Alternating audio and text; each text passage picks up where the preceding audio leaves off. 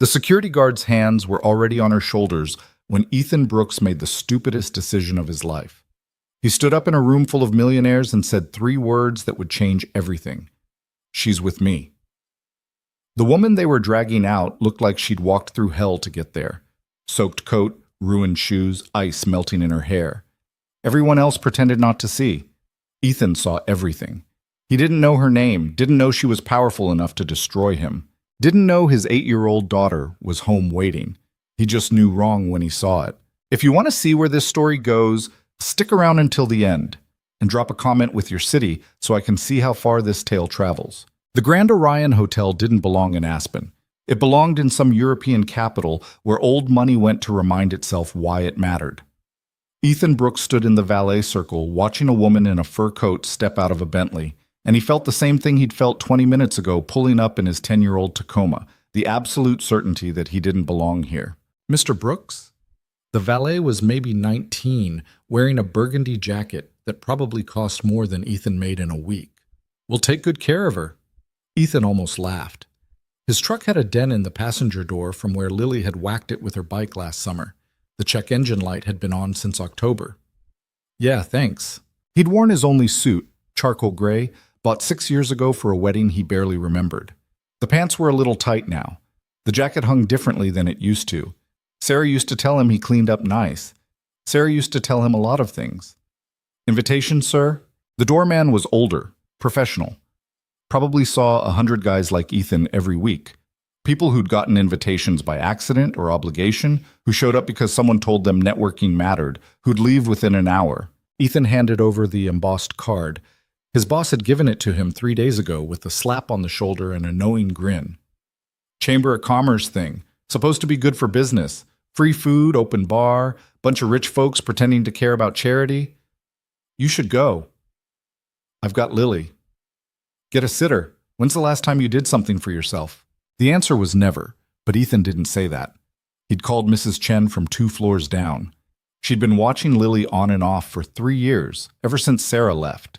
Since Sarah decided being a wife and mother in a small Colorado town wasn't the life she'd signed up for. Since she got in her Subaru with 2 suitcases and drove to Seattle without looking back. Inside, the Grand Orion swallowed him whole.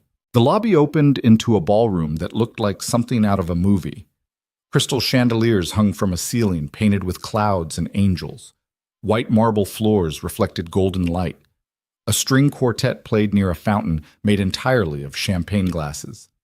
Women in gowns that cost more than his rent moved like schools of tropical fish.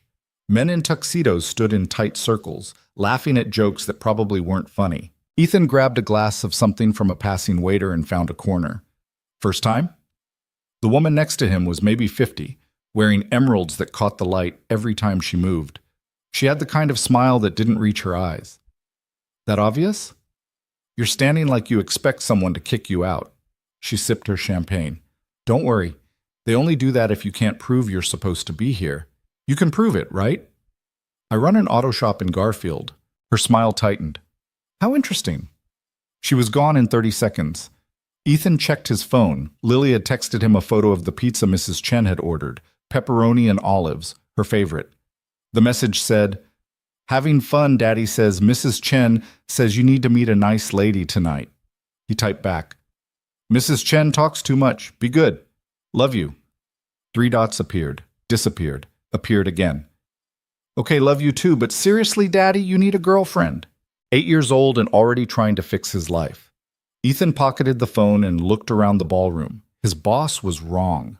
This wasn't networking. This was theater.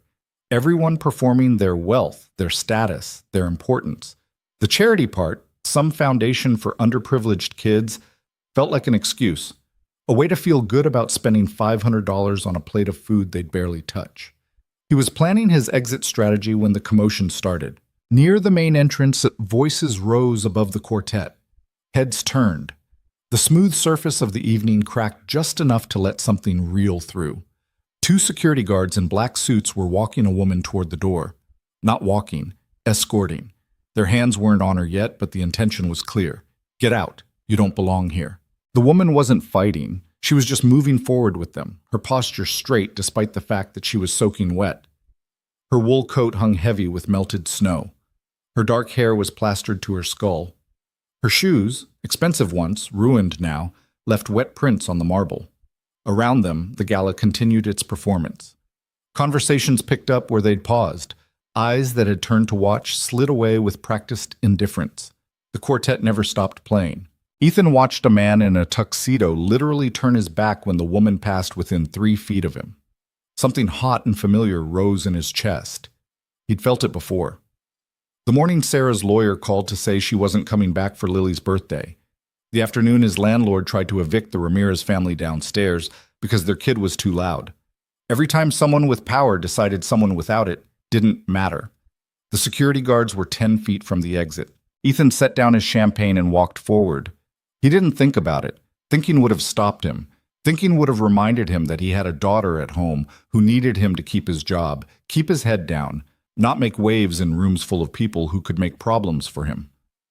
"Excuse me," his voice cut through the quartet, through the performed conversations, through the expensive pretending. The security guards stopped. The woman stopped. Half the ballroom stopped. Up close, she looked worse. Her coat wasn't just wet. It was torn at one shoulder. There was a bruise forming on her left cheekbone. Her eyes were dark, exhausted, but there was something else there too, something that hadn't broken yet. "She's with me." The larger guard, a guy built like he'd played college football before discovering protein powder, shook his head.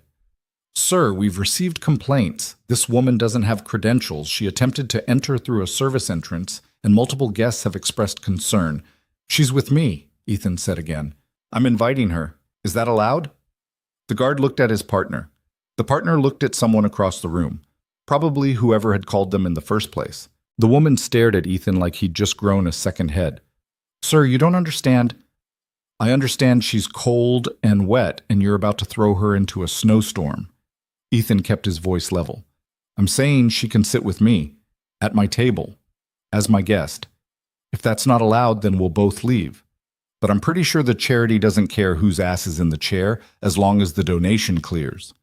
Silence spread like a stain. The smaller guard spoke into his radio, waited, listened to something Ethan couldn't hear. "Fine." He didn't sound happy about it. "But she's your responsibility. Any problems, you both go." "Fair enough." The guards walked away, already talking into their radios again, probably reporting to whoever had sent them in the first place. The woman stood there dripping on the marble. "Thank you." Her voice was quieter than he expected, controlled, like she was used to not showing what she felt. "You didn't have to do that." "Yeah, I did." Ethan nodded toward the back of the ballroom. "I'm at table 17. It's near the kitchen doors. Nobody important, but it's warm and they keep bringing food nobody eats." She hesitated. Around them, the gala was remembering how to pretend nothing had happened. Conversations resumed. The quartet found its rhythm again. But people were watching. Ethan could feel their attention like static on his skin.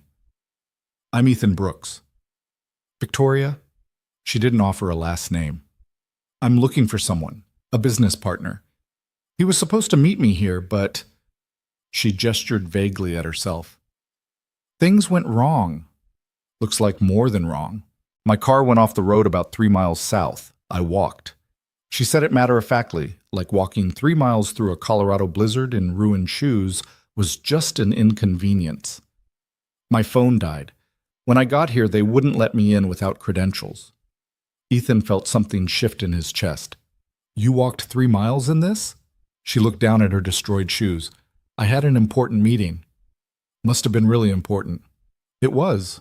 Table 17 was exactly where Ethan said it would be, tucked in the back corner where the lighting was dimmer and the waiters forgot to check if anyone needed anything. His name card sat next to an empty seat. The centerpiece was smaller than the ones up front. Nobody had claimed the other 6 chairs. Victoria sat down carefully, like her whole body hurt. It probably did. A waiter appeared instantly. Young guy, maybe 20, with the glazed efficiency of someone working his 3rd double this week. He took in Victoria's appearance without blinking. "Can I get you anything, ma'am?" "Water, please, and..." She glanced at Ethan. "Whatever he's having." "I'm not having anything, but she should eat something." The waiter rattled off the dinner options. Ethan stopped understanding after pan-seared and reduction. Victoria ordered something. The waiter vanished. They sat in silence for 30 seconds. "You're staring," Victoria said.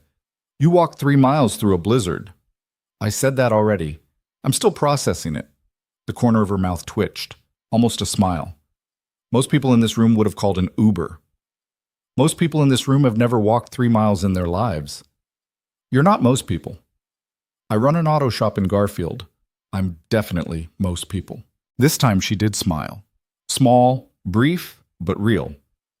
"The man who just told security to back off in a room full of Colorado's wealthiest donors isn't most people." Ethan shrugged. "They were being assholes." Still, the waiter returned with water in a glass so clean it looked invisible. Victoria drank half of it in one pull, and Ethan saw her hand shake slightly when she set it down. "When's the last time you ate?" "This morning, maybe. I had coffee." "Coffee's not food. Nutritionists disagree with you." "Nutritionists are wrong." She laughed. Actually laughed. The sound startled both of them. Around the ballroom, the gala continued its careful choreography. Speeches began. A woman in a silver gown walked to the podium and talked about children and opportunity and the importance of giving back. Ethan heard applause, saw people at the front tables lean forward attentively, performing interest the same way they'd performed everything else tonight. "Do you come to these often?" Victoria asked. "First time. My boss thought it'd be good for business. Meet people, make connections, all that." "Is it working?" "I've talked to you and a woman who looked at me like I'd crawled out of a dumpster, so no." "Which one am I?" "Haven't decided yet." The food arrived. Whatever Victoria had ordered looked like art, something carved and arranged and drizzled with sauce that probably had a French name. Ethan's plate, delivered without him ordering, looked the same. Victoria ate like someone who'd forgotten what hungry felt like until right now. Not fast, but focused, efficient. She finished half the plate before she seemed to remember Ethan was there. "Sorry, that was... You walked 3 miles in a blizzard. Eat." She studied him for a moment. "Why did you help me?" "Why wouldn't I? 300 people in this room. You were the only one who stood up." Ethan cut into something that might have been duck. "Maybe I'm the only one who's been on the other side of it." "Have you?" He thought about Sarah leaving, about the landlord who'd tried to evict them when Ethan was 2 weeks late on rent after Lily's hospital visit, about the school administrator who'd suggested maybe Lily would be better served at a different school because Ethan couldn't volunteer for every parent committee. "Yeah, I have." Victoria set down her fork. Outside, through the tall windows, snow fell in thick curtains. The storm that had sent her car off the road wasn't letting up. "What's your daughter's name?" Ethan looked up sharply. "How did you checked your phone 3 times since we sat down. Each time you smiled before you saw whatever was on the screen. That's not email. That's not business. That's someone you're happy to hear from before you even know what they want." "Lily, she's 8. What's she like?" Nobody ever asked that. People asked how she was doing, if she was good in school, if Ethan needed help. Nobody asked what she was like. "She's..." Ethan stopped, started again. "She's stubborn, funny, too smart for her own good, obsessed with space, wants to be an astronaut one day, marine biologist the next. She makes me breakfast on Sundays and it's always terrible and I eat every bite. She thinks she's in charge of finding me a girlfriend. Is she right? About being in charge? Absolutely. Lily runs everything. About you needing a girlfriend." Ethan's jaw tightened. "Her mother left 3 years ago. Haven't really thought about it since. I'm sorry." "Don't be. Sarah did us both a favor. Better to know who's going to stay than wonder when they'll leave." Victoria was quiet for a long moment. When she spoke again, her voice was different, softer. "That's a hard way to see the world. It's an honest way. Maybe both." The speeches were winding down. Applause rippled through the front tables. Ethan saw people checking their phones, preparing for the next phase of the evening. The part where they'd migrate to the bar, form new clusters, continue the networking that was the real purpose of being here. "Who were you supposed to meet?" Ethan asked. Victoria's expression shuddered, back to controlled. "A potential investor, someone who could have changed the trajectory of my company." "What kind of company?" "The kind that people either love or want to destroy. Usually both." She picked up her water glass, set it down without drinking. I've been CEO for 4 years. Built it from nothing. Every step, someone's told me I was too young, too inexperienced, too female. Every success, someone's tried to take credit or take over. Sounds exhausting. It is. Why do it? Do. She looked at him like he'd asked why she breathed. Because it's mine. Because I'm good at it. Because... She stopped, laughed without humor. Because if I don't, someone else will. And they'll do it worse. Ethan understood that. The weight of being the only thing standing between the world and disaster. He felt it every time Lily asked him if Mommy was coming back. Every time he had to be both parents, both safety nets, both everything. The person you were meeting, he said. They stood you up? I don't know. Maybe. Maybe they saw the weather and decided it wasn't worth the drive. Maybe they found a better offer. Maybe... Victoria pressed her fingers to her temples. It doesn't matter. I failed. I wrecked my car, lost my phone, showed up looking like I crawled out of a drainage ditch, and got security called on me. Not exactly the power move I was planning. You walked 3 miles through a blizzard because you made a commitment. Most people would have turned around. Most people have better survival instincts. Maybe. Or maybe they just don't care enough. Something cracked in her expression. Just for a second, Ethan saw past the control, past the exhaustion, to something raw underneath. I care, she said quietly. Sometimes I think I care too much. About the company, about doing it right, about proving... She shook her head. Sorry, you didn't sign up for a therapy session. I told security you were with me. I think I signed up for whatever comes with that. She smiled. Sad, but real. You're a good person, Ethan Brooks. I'm really not. I'm just tired of watching people get thrown away. They sat in silence while the ballroom continued its transformation. The dinner portion was ending. The networking portion was beginning. Ethan saw his boss across the room, deep in conversation with a man in a tuxedo that probably cost more than Ethan's truck. He should have been over there, making connections, being useful. He stayed where he was. Can I ask you something? Victoria said. Sure. Why are you here? Really? Ethan considered lying, saying the thing about networking, about business, about all the rational reasons people went to events they hated. Instead, he told her the truth. My daughter thinks I need to get out more. My boss thinks I need to act more professional. I think... He paused. I think I came because someone told me to, and it was easier than explaining why I didn't want to. And do you? Want to be here? He looked around the ballroom, at the performed wealth, the careful status games, the hundreds of people pretending their money made them matter. Then he looked at Victoria, at the woman who'd walked 3 miles through hell for a meeting, who'd let herself be humiliated at the door rather than make a scene, who was sitting here in a ruined coat talking to a mechanic from Garfield like he was worth her time. Right now? He said. Yeah, I do. She held his gaze for a long moment. Then the ballroom fell silent, not the comfortable silence of a moment between songs, the sharp silence of something breaking. Ethan turned and saw them coming, a group of 6, maybe 7 people moving through the crowd like a wave. At the center was a man Ethan vaguely recognized, silver hair, expensive tan, the kind of confidence that came from never being told no. Behind him, younger versions of the same thing, suits and gowns and smiles that didn't quite hide the calculation underneath. They were heading straight for table 17. Victoria saw them and went absolutely still. Her hand tightened around her water glass. Do you know them? Ethan asked. Yes? Friends? No. The silver-haired man reached their table first. Up close, he looked like money that had aged well, lean, polished, preserved by expensive doctors and better lawyers. His smile was white and sharp. Victoria Hale. His voice carried across the back of the ballroom. When they said you were here, I didn't believe them. Victoria stood slowly. Ethan stood with her, not sure what else to do. Mr. Westfield. Please, we've known each other too long for formality. Westfield's eyes slid to Ethan, dismissed him, came back to Victoria. Though I have to say, I didn't expect to see you at a charity function. Thought you'd be too busy running that little company of yours. The insult was wrapped in silk, but it was still an insult. Hale International isn't little anymore. No, I suppose not. Though these things have a way of fluctuating, don't they?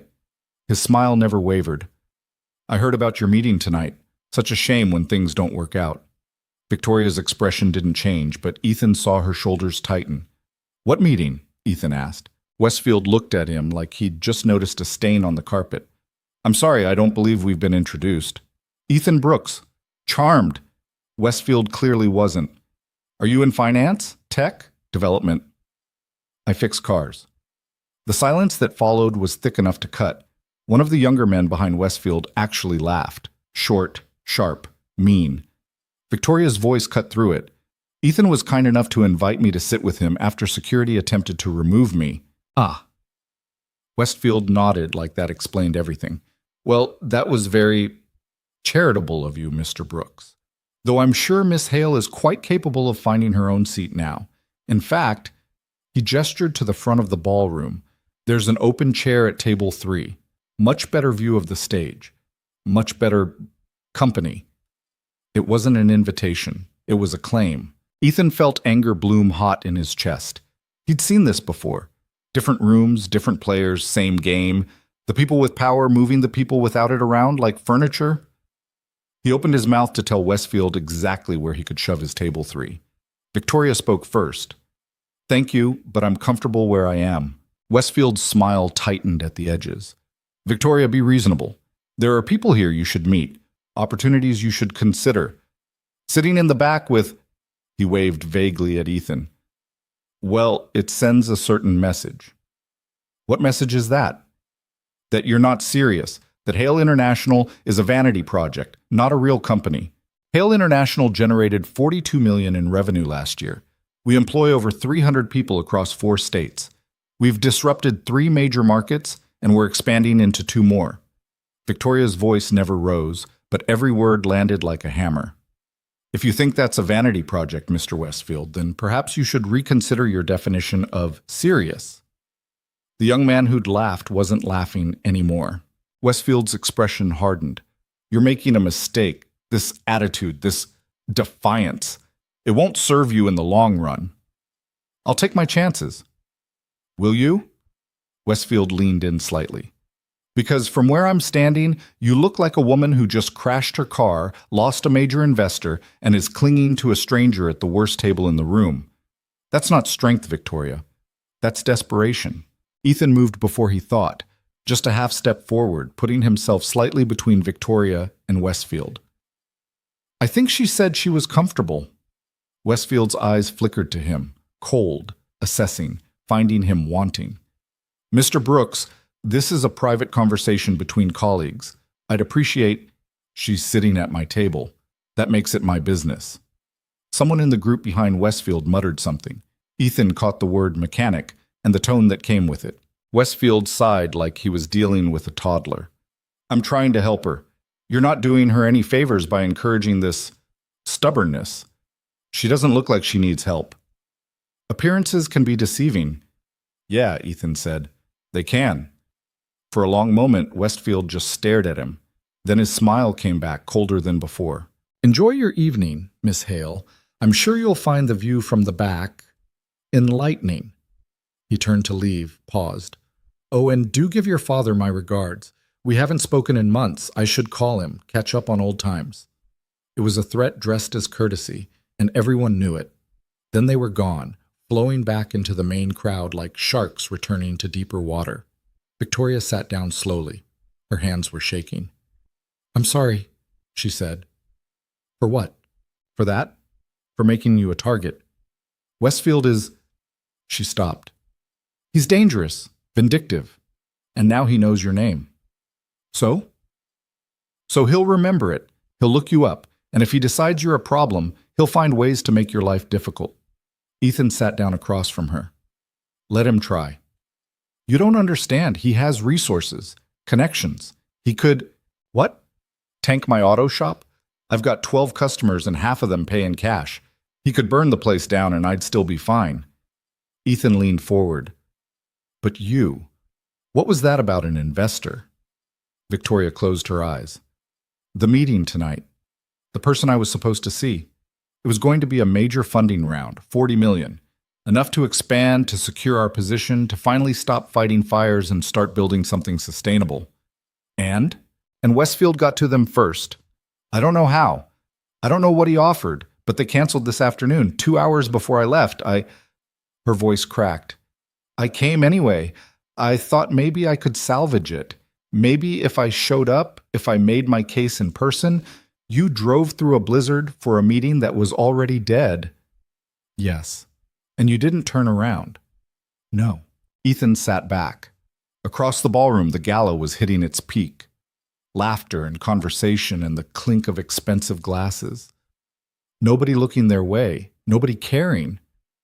He's wrong, Ethan said. About what? About you being desperate. You're not desperate. You're just the only one still fighting. Victoria opened her eyes. They were wet, but she wasn't crying. My father used to play golf with Westfield, back when I was a kid. They were friends. Then Dad started Hale International in Westfield. She shook her head. He wanted to invest, to be a partner. Dad said no. Told him he wanted to build something himself, without shortcuts. Westfield never forgave him. And now he's coming after you. He's been coming after me since I took over. Every contract, every expansion, every hire. If there's a way to make it harder, he finds it. Because I'm my father's daughter. Because I won't bow. Good. She looked at him. Good? You don't bow to people like that. You bow once. They own you forever.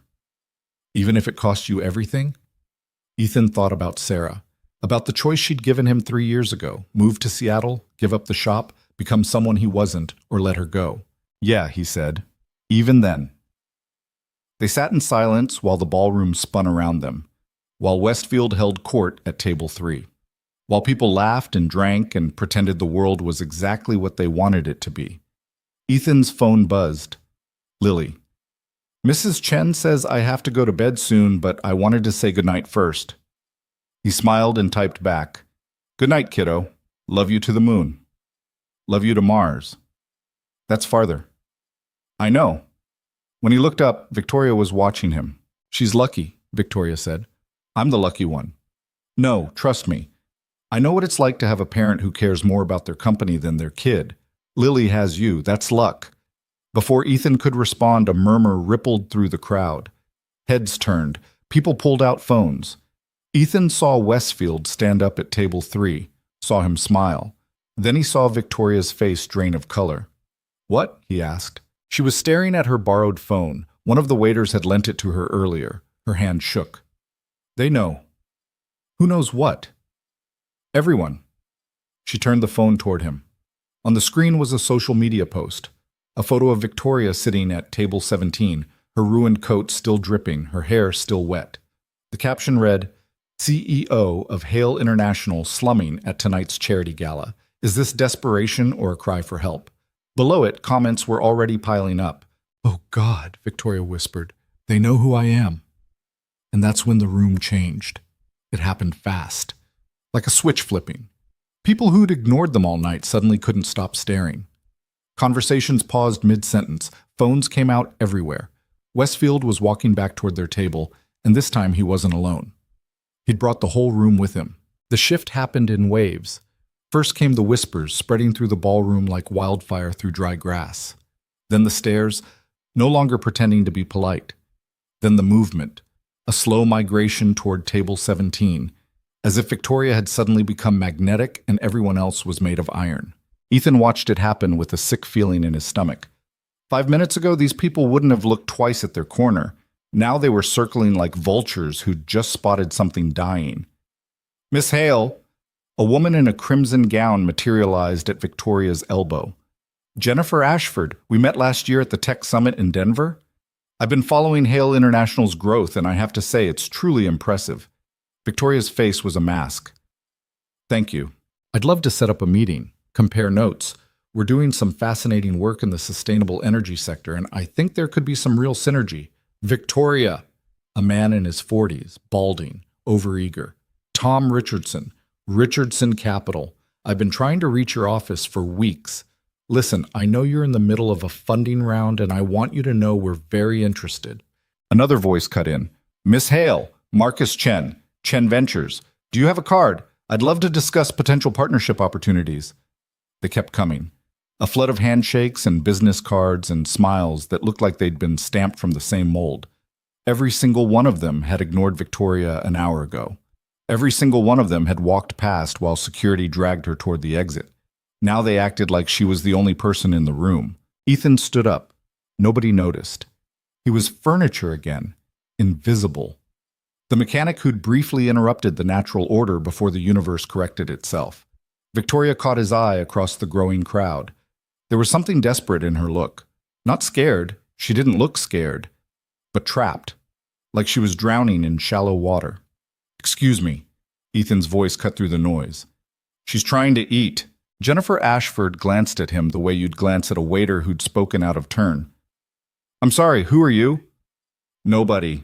Ethan met her eyes, which is what all of you thought she was 20 minutes ago. The circle went quiet. "I think there's been a misunderstanding," Tom Richardson said carefully.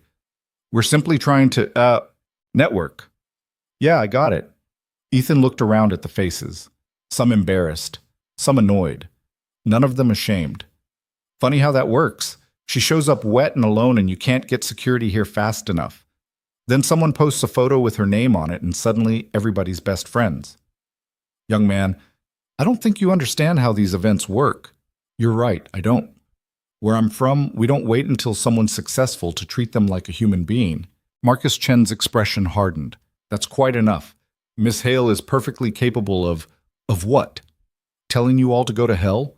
Ethan looked at Victoria. "You want them here?" She stood slowly. The crowd parted slightly, giving her room. When she spoke, her voice was level, professional, empty of everything except control. "Thank you all for your interest. If you'd like to discuss business opportunities, please contact my office and we'll schedule something appropriate." She picked up her ruined coat from the back of her chair. "Now, if you'll excuse me, I need to arrange for a car." "I can give you a ride," Jennifer Ashford offered immediately. "I have a driver. We have a helicopter on standby," Tom Richardson interrupted. "Weather permitting, of course." "My firm has an account with every car service in the state," Marcus Chen said. "Whatever you need." Victoria looked at Ethan. Something passed between them, an understanding that needed no words. "Actually," she said, "I already have a ride." The crowd turned to stare at Ethan like he'd just announced he was kidnapping her. "You're leaving with him?" Jennifer Ashford's tone suggested Victoria had announced she was leaving with a homeless person, which Ethan thought was probably how she saw him. "Yes, but we haven't even had a chance to—" "My office will be in touch." Victoria was already moving toward the exit. Ethan followed. Behind them, the crowd stood frozen in confusion and poorly hidden outrage. Westfield's voice carried across the ballroom. "Careful, Victoria. The company you keep reflects on the company you run." She didn't stop, didn't turn around, just kept walking. They made it to the lobby before Victoria's composure cracked. Not completely. She was too good for that. But Ethan saw her hands shaking when she tried to button her coat, saw her jaw clench, saw the exhaustion that had been hiding behind professionalism finally show itself. "I need to—" She stopped, started again. "Can I borrow your phone?" Ethan handed it over, watched her dial a number from memory, wait through 3 rings, then hang up when it went to voicemail. "No answer?" "My assistant. She's probably asleep. It's almost 11. Victoria pressed her fingers to her temples. "My car is totaled. My phone is dead. I don't even know where I am exactly. What town is this?" "Aspen." "Right. Aspen." She laughed, but it sounded wrong. Brittle. "I drove 3 hours through a storm to get humiliated by security, patronized by sharks, and photographed at my lowest point. Best business decision I've made all year." "You want to sit down?" "No, I want to go home. I want to forget this night ever happened. I want—" She stopped, breathed. "I'm sorry. You've been nothing but kind, and I'm taking it out on you. You walked 3 miles in a blizzard and got ambushed by every vulture in Colorado. You're allowed to be pissed." "I'm not pissed. I'm—" Victoria looked at him, really looked at him. "I don't know what I am." Outside, the snow was still falling. The valet circle was empty except for a Bentley and a Tesla, and Ethan's beat-up Tacoma, sitting between them like a relative nobody wanted to claim. "Where do you live?" Ethan asked. "Denver, Cherry Creek." That's 2 hours in good weather. I know. Roads are going to be a nightmare. I know that too. Ethan pulled out his phone and checked the weather. The storm wasn't supposed to break until morning. Interstate 70 was showing delays, accidents near Georgetown, chain requirements on the passes. He thought about Lily at home with Mrs. Chen, thought about the drive back to Garfield, 30 minutes on clear roads, probably an hour tonight. Thought about Victoria trying to make it to Denver in a car that had seen better days, with no phone and no backup plan. He made a decision he knew he'd regret. There's a hotel 2 blocks from here. Nothing fancy, but it's clean and they'll have rooms. He held up a hand before she could protest. I'm not suggesting anything weird. I'm suggesting you sleep somewhere warm and dry instead of dying on I-70 because you're too stubborn to admit tonight was a disaster. Victoria was quiet for a long moment. Then, what about you? I'll head home. My daughter's waiting. In this weather? I've driven worse. That's not an answer. Ethan shrugged. I've got 4-wheel drive and chains in the back. I'll be fine. She studied him with an expression he couldn't read. You're going to drive an hour through a blizzard because you don't want to leave your daughter alone. Mrs. Chen's with her, but yeah. And you're trying to convince me not to drive 2 hours through the same blizzard. You don't have 4-wheel drive. You don't know that. Do you? Victoria smiled despite herself. No. They stood in the lobby while hotel guests moved around them. A couple in formal wear arguing about which restaurant to try. A family with 3 kids, all under 10, the parents looking like they'd aged a decade since checking in. A businessman on his phone pacing, his voice sharp with frustration. Normal people, living normal lives, not performing wealth or status or importance, just existing. Can I ask you something? Victoria said. Sure. Why did you really come tonight? I told you, my boss. No, the real reason. She turned to face him fully. You don't care about networking. You don't care about impressing anyone. You spent the whole night in the back corner avoiding people. So why show up at all? Ethan was quiet for a moment. Then he told her something he'd never told anyone. Not his boss, not Mrs. Chen, not even Lily. Because Sarah used to say I was too small town, too limited, that I didn't want anything bigger than my shop and my routines and my safe little life. He looked down at his worn suit. She was probably right, but every now and then I make myself do something uncomfortable just to prove I still can, even if it's pointless, even if I hate it. Victoria's expression softened. That's not pointless. Feels like it. It's not. She hesitated. My father used to say the same thing about me, that I was too comfortable, that I'd inherited a company but never built anything myself, that I was playing CEO instead of being one. Was he right? I don't know. Maybe. Victoria looked toward the exit, toward the snow and the dark beyond. 4 years I've been running Hale International. 4 years of 18-hour days and missed birthdays and relationships that died because I couldn't stop working long enough to water them. And tonight, I got to watch a room full of people treat me like garbage until they found out I was worth paying attention to. That bother you? It should. It should make me angry. But mostly it just makes me tired. She pulled her coat tighter. I'm 30 years old and I can't remember the last time someone talked to me like a person instead of a transaction. Until tonight. Until you. Ethan didn't know what to say to that. The valet appeared with a nervous smile and Ethan's keys. Your truck, sir. Thanks. Ethan took the keys, then looked at Victoria. The hotel's called the Alpine Lodge, 2 blocks west. Tell them you need a room and you'll pay in the morning. They'll grumble, but they'll do it. How do you know? Because they did it for me once. 3 years ago, right after Sarah left. He didn't elaborate. Didn't explain the night he'd driven Lily around for 4 hours because she wouldn't stop crying and he couldn't stand being in their apartment alone.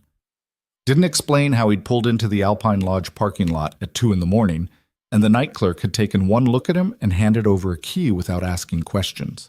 Victoria reached into her coat pocket, pulled out a business card that had somehow survived the walk. It was bent and water-stained but still readable. That's my direct line. Not my assistant. Me. She pressed it into his hand. I know you don't want anything from me. I know you helped because you're a good person, and that's what good people do. But if you ever need anything, anything at all, you call that number. Ethan looked at the card. Simple black text on white stock. Victoria Hale, CEO, Hale International. A phone number, an email address. Nothing flashy. I won't call. I know, but take it anyway. He pocketed the card.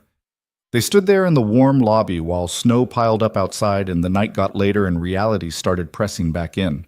Thank you, Victoria said quietly, for standing up when everyone else sat down, for treating me like I mattered when I looked like I didn't, for her voice caught, for reminding me that not everyone keeps score. Take care of yourself, Victoria. You too, Ethan. He walked out into the snow. The cold hit him like a wall. Behind him, through the glass doors, he could see Victoria still standing in the lobby. She looked small and alone and so tired he wanted to turn around and tell her to forget Denver, forget the hotel, forget everything and just rest. But he didn't. He got in his truck and started the engine and pulled out of the circle. In his rearview mirror, Victoria was already walking toward the exit, toward the Alpine Lodge, toward a night of sleep she probably wouldn't get because her mind wouldn't stop running. Ethan drove. The roads were worse than he expected. Snow piled up in drifts across the highway. Other cars crept along at 20 miles an hour. His windshield wipers couldn't keep up with the accumulation, but the Tacoma held the road and the chains gave him traction, and after 40 minutes of white-knuckle driving, he saw the Garfield exit. Home. The apartment was dark except for one lamp in the living room. Mrs. Chen was asleep on the couch, her knitting in her lap. The TV played an old movie with the sound off. Ethan touched her shoulder gently. Mrs. Chen. She woke instantly, the way old people did. Ethan, you're home. Sorry I'm late. The storm, I saw. She stood, gathering her knitting. Lily went down at 9, brushed her teeth, said her prayers, read her book. Ethan smiled. Lily didn't pray and they both knew it, but Mrs. Chen liked to pretend. Thank you for everything. Did you meet anyone nice? Mrs. Chen had that look in her eye, the one that said she was about to suggest introducing him to her niece or her friend's daughter, or literally anyone female and breathing. I met someone, but it's complicated. Complicated is better than nothing. It's literally nothing, Mrs. Chen. She patted his arm. We'll see. After she left, Ethan checked on Lily. She was buried under her space-themed comforter, her stuffed astronaut tucked under one arm. Her nightlight, shaped like Saturn, cast soft shadows on the walls. He watched her breathe for a minute. This small person who trusted him completely, who believed he could fix anything, who had no idea how close they'd come to losing everything when Sarah left. His phone buzzed. Unknown number. This is Ethan. It's Victoria. Her voice was quiet, careful. I hope I'm not calling too late. How'd you get my number? Your boss's contact information was on the gala guest list. I called and explained the situation. He was surprisingly helpful once I mentioned Hale International. Despite everything, Ethan smiled. Yeah, he would be. I'm at the hotel. You were right. They grumbled, but they gave me a room. Good. Silence. Not awkward, just there. I wanted to say thank you again, Victoria said. I know I already did, but I meant it. Tonight was... She stopped. It could have been so much worse. You okay? Honestly? No. I'm in a hotel room in a town I don't know, wearing a bathrobe that smells like bleach, and tomorrow I have to figure out how to get back to Denver without a car or a phone. But I'm not standing in the snow, so better than the alternative. You need help getting back? No. I called my assistant from the hotel phone. She's driving up in the morning. Victoria paused. Can I ask you something? Go ahead. That thing you said about not keeping score, do you really believe that? Ethan thought about it.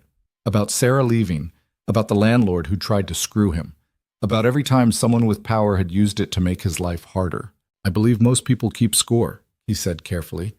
And I believe the world usually rewards them for it. But I also believe there's got to be another way to live. Otherwise, what's the point? The point is survival. That's not living. That's just not dying. Victoria was quiet for a long time. When she spoke again, her voice was different, softer, more real. I've spent 4 years keeping score. Every slight, every betrayal, every person who tried to take what I built. I remember all of it, and I've told myself that's strength. That's how you survive in a world like this. Maybe it is. But tonight, sitting at that table with you, I forgot to keep score. For an hour, I just talked to someone who didn't want anything from me, and it felt... She stopped. It felt like I could breathe. Ethan didn't know what to say to that. Didn't know what she wanted him to say. Get some sleep, Victoria. Will I see you again? The question hung in the air between them.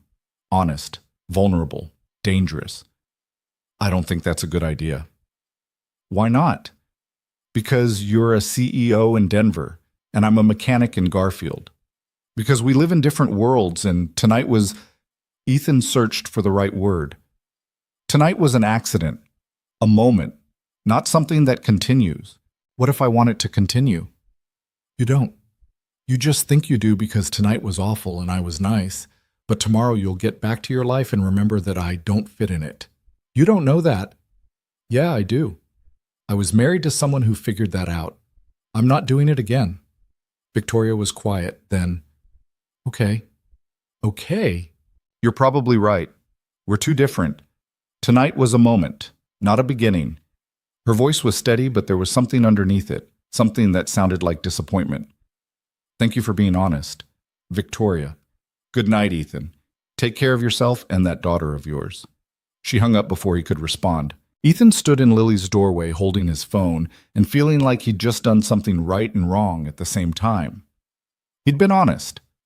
He'd protected himself and Lily from the inevitable heartbreak of getting involved with someone whose life would never make room for theirs. So why did it feel like he just slammed a door on something that mattered? He went to his own room, changed out of the suit, hung it in the back of the closet, where it would probably stay for another 6 years, lay down in bed and stared at the ceiling. His phone sat on the nightstand, silent. Sleep didn't come easy. The next morning, Lily was already awake and making breakfast when Ethan stumbled into the kitchen. She had eggs going in a pan, too much butter, heat too high, and toast burning in the toaster. Morning, Daddy. Morning, kiddo. What's all this? You looked tired when you got home last night. I heard you, so I thought I'd make breakfast. Ethan's heart did something complicated in his chest. You didn't have to do that. I know, but I wanted to. Lily flipped the eggs. One of them broke. She frowned. Mrs. Chen makes it look easier. Mrs. Chen's been making eggs since before we were born. That's really old. Don't tell her that. They ate together at the small kitchen table. The eggs were overdone and the toast was carbon, but Ethan finished every bite. Lily watched him with those eyes that saw too much. Did you meet anyone last night? A few people? Any ladies? One. Lily's eyes lit up. Is she nice? Very nice. Is she pretty? Lily. What? I'm just asking. She took a bite of toast, grimaced at the taste, kept eating anyway. Mrs. Chen says you need someone. Mrs. Chen says a lot of things. But is she right? Ethan looked at his daughter, 8 years old and already trying to fix problems that weren't hers to fix. Already trying to make sure he was happy, even though her own mother had walked away. I'm okay, Lily. I promise. But you could be better than okay. Maybe. But okay is pretty good. She didn't look convinced. Ethan's phone rang. He checked the screen. His boss. I need to take this. Lily nodded and started clearing plates. This is Ethan. Brooks. Marcus here? Just got the most interesting call. His boss sounded amused. Victoria Hale, CEO of Hale International, called my personal line at 7 in the morning asking about one of my mechanics.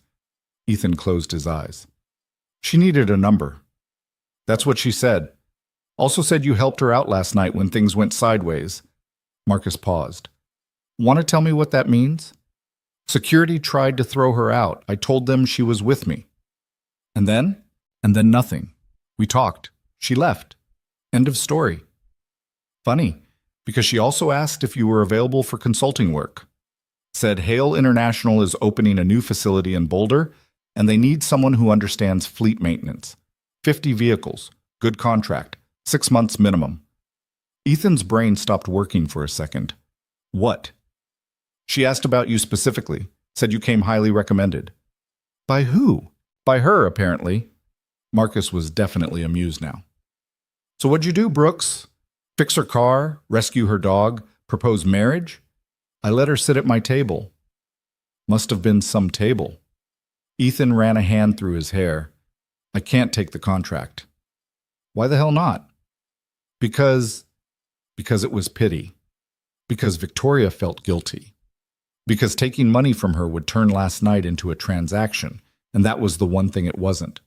Because I've got enough work here. You've got 12 customers and half of them are 2 months behind on payments. This is a real contract with a real company. You'd be stupid to turn it down. Then I'm stupid, Marcus sighed. At least think about it. She left a number, said to call if you're interested. After he hung up, Ethan sat at the kitchen table staring at nothing. Lily appeared in the doorway. What's wrong? Nothing. You're lying. Your face does this thing when you lie. She demonstrated, scrunching her forehead. I don't do that. You totally do. Ethan smiled despite himself. Someone offered me a job. A good one. So take it.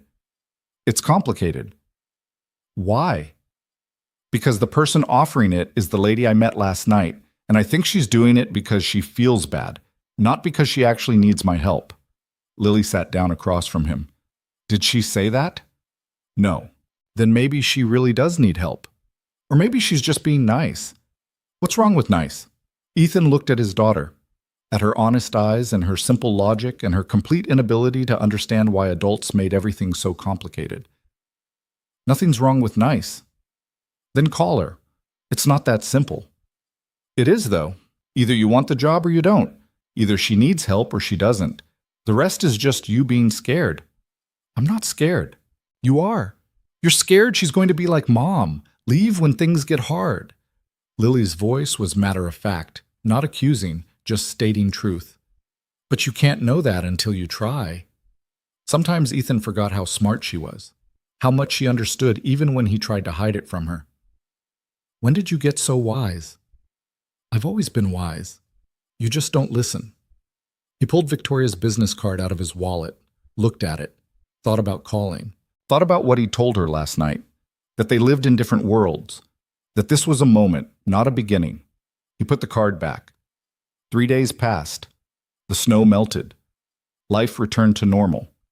Ethan fixed Mrs. Patterson's Civic and Mr. Rodriguez's pickup and the Murphy family's van that wouldn't start. He picked Lily up from school and made dinner and helped with homework and fell into bed exhausted every night. He didn't call Victoria. On the 4th day, she called him. Don't hang up, she said immediately. I wasn't going to. Good, because I have something to say, and you're going to listen.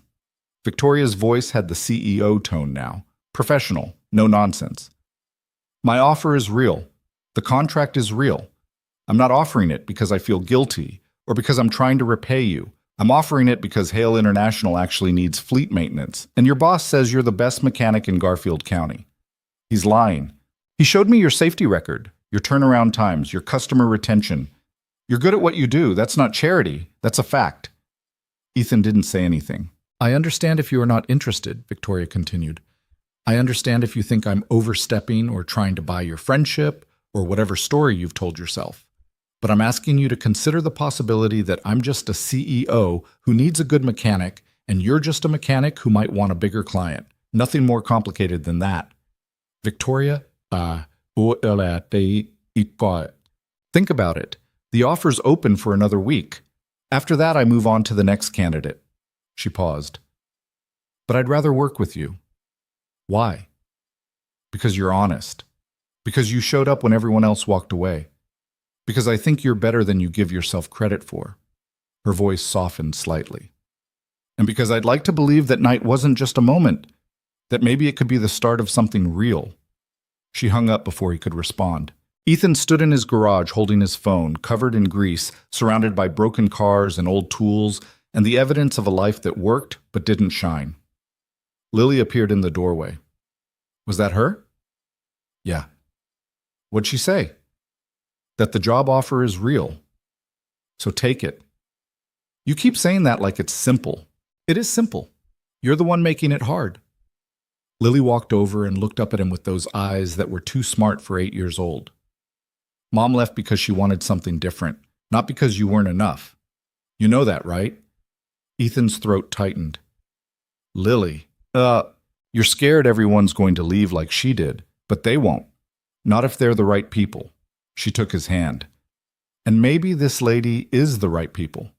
Maybe she's not, but you won't know unless you try. Ethan pulled his daughter into a hug, felt her small arms wrap around him, felt the weight of responsibility and love and fear all tangled together. When did you get smarter than me? Last year, you just noticed. That night, after Lily was asleep, Ethan sat at the kitchen table with Victoria's business card in front of him. He thought about calling, about saying yes, about taking a chance on something that might be real or might be a disaster. He thought about Sarah driving away. He thought about Victoria walking through a blizzard. 2 different women, 2 different kinds of strength, 2 different endings. He picked up the phone and dialed before he could change his mind. Victoria answered on the second ring. Ethan, I'll take the contract on one condition. Name it. You tell me the truth. Is this about the work or about that night? She was quiet for a long moment. Honestly? Yeah, both. I do need a fleet mechanic. That part's real, but I could have hired anyone. I chose you because... She stopped, started again. Because that night reminded me that there are still people in the world who do the right thing without calculating the cost. And I want more of that in my life, even if it's just professional. Just professional. For now. If that's all you're comfortable with. Ethan closed his eyes, took a breath, jumped. Okay. When do I start? He could hear the smile in her voice. How's next Monday? Monday came faster than Ethan expected. He spent the weekend explaining to Lily why he'd be working in Boulder 2 days a week, rearranging his schedule with his existing customers, and ignoring the voice in his head that kept saying he was making a mistake. Mrs. Chen offered to watch Lily on the Boulder days. It's good, she said, patting his arm. You need to see more of the world than Garfield. I've seen the world. You've seen Garfield and sometimes Aspen. That's not the world. The drive to Boulder took 90 minutes. Ethan left at 5 in the morning, the Tacoma's headlights cutting through darkness that hadn't quite decided to become dawn. His toolbox rattled in the back. His coffee went cold in the cup holder. And with every mile, the knot in his stomach pulled tighter. The Hale International facility sat on the eastern edge of Boulder, a modern building of glass and steel that looked like it had been designed by someone who thought buildings should make statements. The parking lot held maybe 40 vehicles, vans, trucks, a few sedans, all white with the Hale International logo printed on the side in bold blue letters. Ethan pulled into a visitor spot and sat there for a minute, engine running, hands on the wheel. His phone buzzed. Lily. Good luck, Daddy. You got this. He smiled despite his nerves and typed back. Thanks, kiddo. Love you. Love you more now. Go be professional. The lobby was all clean lines and expensive furniture. A receptionist who looked barely old enough to vote sat behind a curved desk made of something that probably cost more than Ethan's truck. Can I help you? Ethan Brooks. I'm here about the fleet maintenance contract. She checked her computer. Oh, yes. Miss Hale left instructions. She's in a meeting, but she wanted me to get you set up with facilities access. She handed him a badge on a lanyard. Wear this at all times. The fleet garage is building C around back. Tom Herrera is expecting you. He's the operations manager. Thanks. Building C was less impressive than the main facility. Concrete floor, metal walls, the smell of oil and exhaust that meant real work happened here. 6 bay doors, lifts, tool chests, a small office in the corner with windows that looked out over the garage floor. A man in his 50s stepped out of the office. He was built like he'd spent his life doing manual labor, broad shoulders, thick arms, hands that looked like they could crush walnuts. His face was weathered and skeptical. Brooks? That's me. Tom Herrera. They shook hands. Tom's grip was testing him, seeing if he'd flinch. Ethan didn't. So you're the miracle worker Hale keeps talking about. I fix cars. Wouldn't call it a miracle. We'll see. Tom walked toward the first bay. We've got 53 vehicles in rotation. Vans, trucks, couple sedans for the executives. Most of them are new enough they shouldn't need much, but We've been having issues. What kind of issues? Breakdowns, delayed maintenance, safety violations. Last month we failed a DOT inspection because 3 trucks had bad brakes. Tom's expression hardened. That reflects on me, on my team. I don't like looking incompetent. Who was handling maintenance before? Contract service. They'd come once a month, do the basics, leave. But they weren't invested. Didn't care if things actually got fixed or just passed inspection. Tom stopped in front of a white van. Miss Hale thinks you're different, thinks you'll actually give a damn. I'll do the job right. That's what the last guy said. They spent the next hour going through the fleet. Tom walked Ethan through each vehicle, explaining routes, common problems, the drivers who treated their vans like rental cars versus the ones who actually cared. Ethan took notes, asked questions, started building a mental map of what needed attention first. You know what you're doing, Tom said finally. It wasn't quite a compliment, more like a grudging acknowledgement. I've been fixing cars since I was 16, I see. Fixing cars and managing a fleet are different things. Yeah, but the basics are the same. Keep them running, keep them safe. Don't cut corners. Tom almost smiled. All right, let's see if you can back that up. Bay 3 needs an oil change and brake inspection. Straightforward. Show me what you've got. Ethan worked while Tom watched from the office. It felt like a test and probably was. He changed the oil, checked the brakes, front pads were at 30%, rears at 40%, inspected the tires, the belts, the fluid levels, everything he'd do for any customer. When he finished, Tom came down and looked over the work, checked the oil level, examined the brake pads Ethan had set aside. These had another month in them. Maybe. But why wait until they're grinding? Replace them now. You avoid an emergency stop situation later. Tom was quiet for a moment. Then he nodded. You're hired. I thought I was already hired. Miss Hale hired you. I just decided not to make your life hell. Tom walked back toward the office. You'll be here Mondays and Wednesdays, full day, 7 to 4. Lunch is 30 minutes. Take it whenever. My team's got 5 guys. They handle the routine stuff. You handle the problems. Anything major, you run it by me first. What counts as major? Anything over 500 in parts. Anything that keeps a vehicle off the road more than 2 days. Anything DOT related. Tom sat down at his desk. And anything involving the executive vehicles. Those go through Miss Hale directly. She drives one of these? Black sedan, Audi, parks it in the executive lot. Tom pulled out a file. Maintenance schedule says it's due for service next week. 30,000-mile check. You'll handle it. Ethan felt something twist in his chest. He'd known he'd see Victoria eventually, but he'd somehow convinced himself it would be professional, distant, not personal. An oil change on her car felt personal. Problem? Tom asked. No, just wondering why I'm handling executive vehicles if you've got a team. Because Miss Hale specifically requested you, said she trusts your work. Tom's expression was unreadable.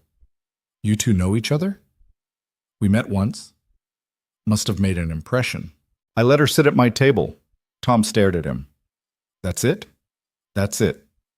And she gave you a 50-vehicle contract because you were polite? Apparently. Tom leaned back in his chair, studying Ethan like he was trying to solve a puzzle. You know what people say about Miss Hale? No. They say she's brilliant, ruthless, built this company from nothing while everyone said she'd fail. Doesn't make friends, doesn't make mistakes, doesn't let anyone close. Tom paused. But she hired you. That means something. It means she needs a mechanic. It means she sees something in you. Tom pulled out a maintenance log.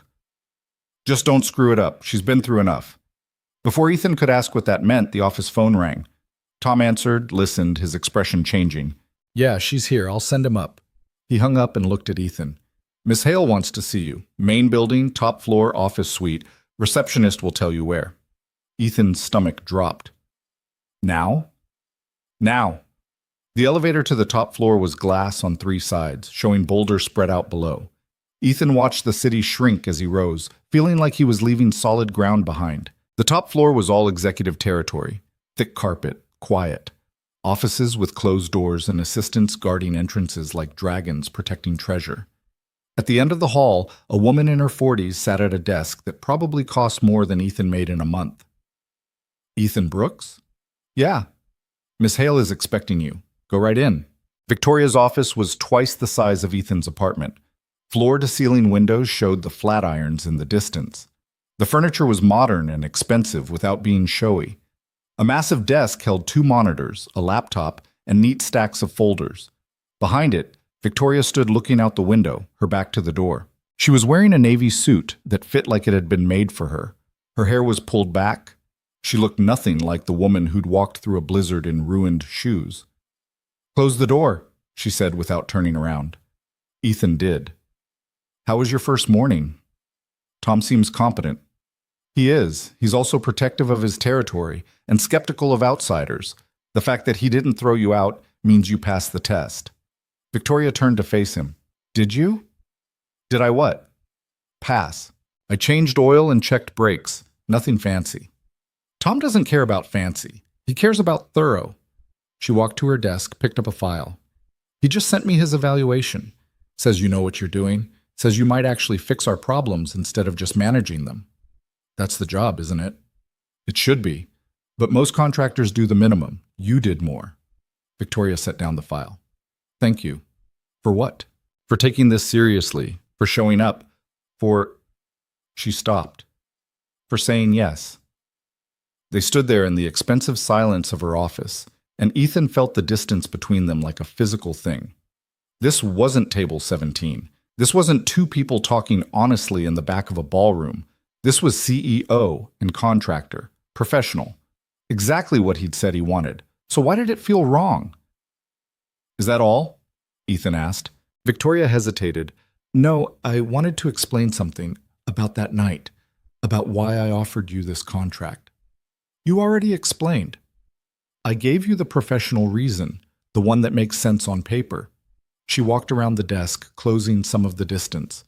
"But the truth is, I haven't stopped thinking about that night, about the way you stood up when everyone else sat down, about the way you talked to me like I was a person instead of a title." "Victoria, let me finish." Her voice was steady, but there was something vulnerable underneath it. "I've spent 4 years building this company, 4 years proving I deserve to be here. And somewhere along the way, I forgot what it felt like to be around someone who didn't want something from me.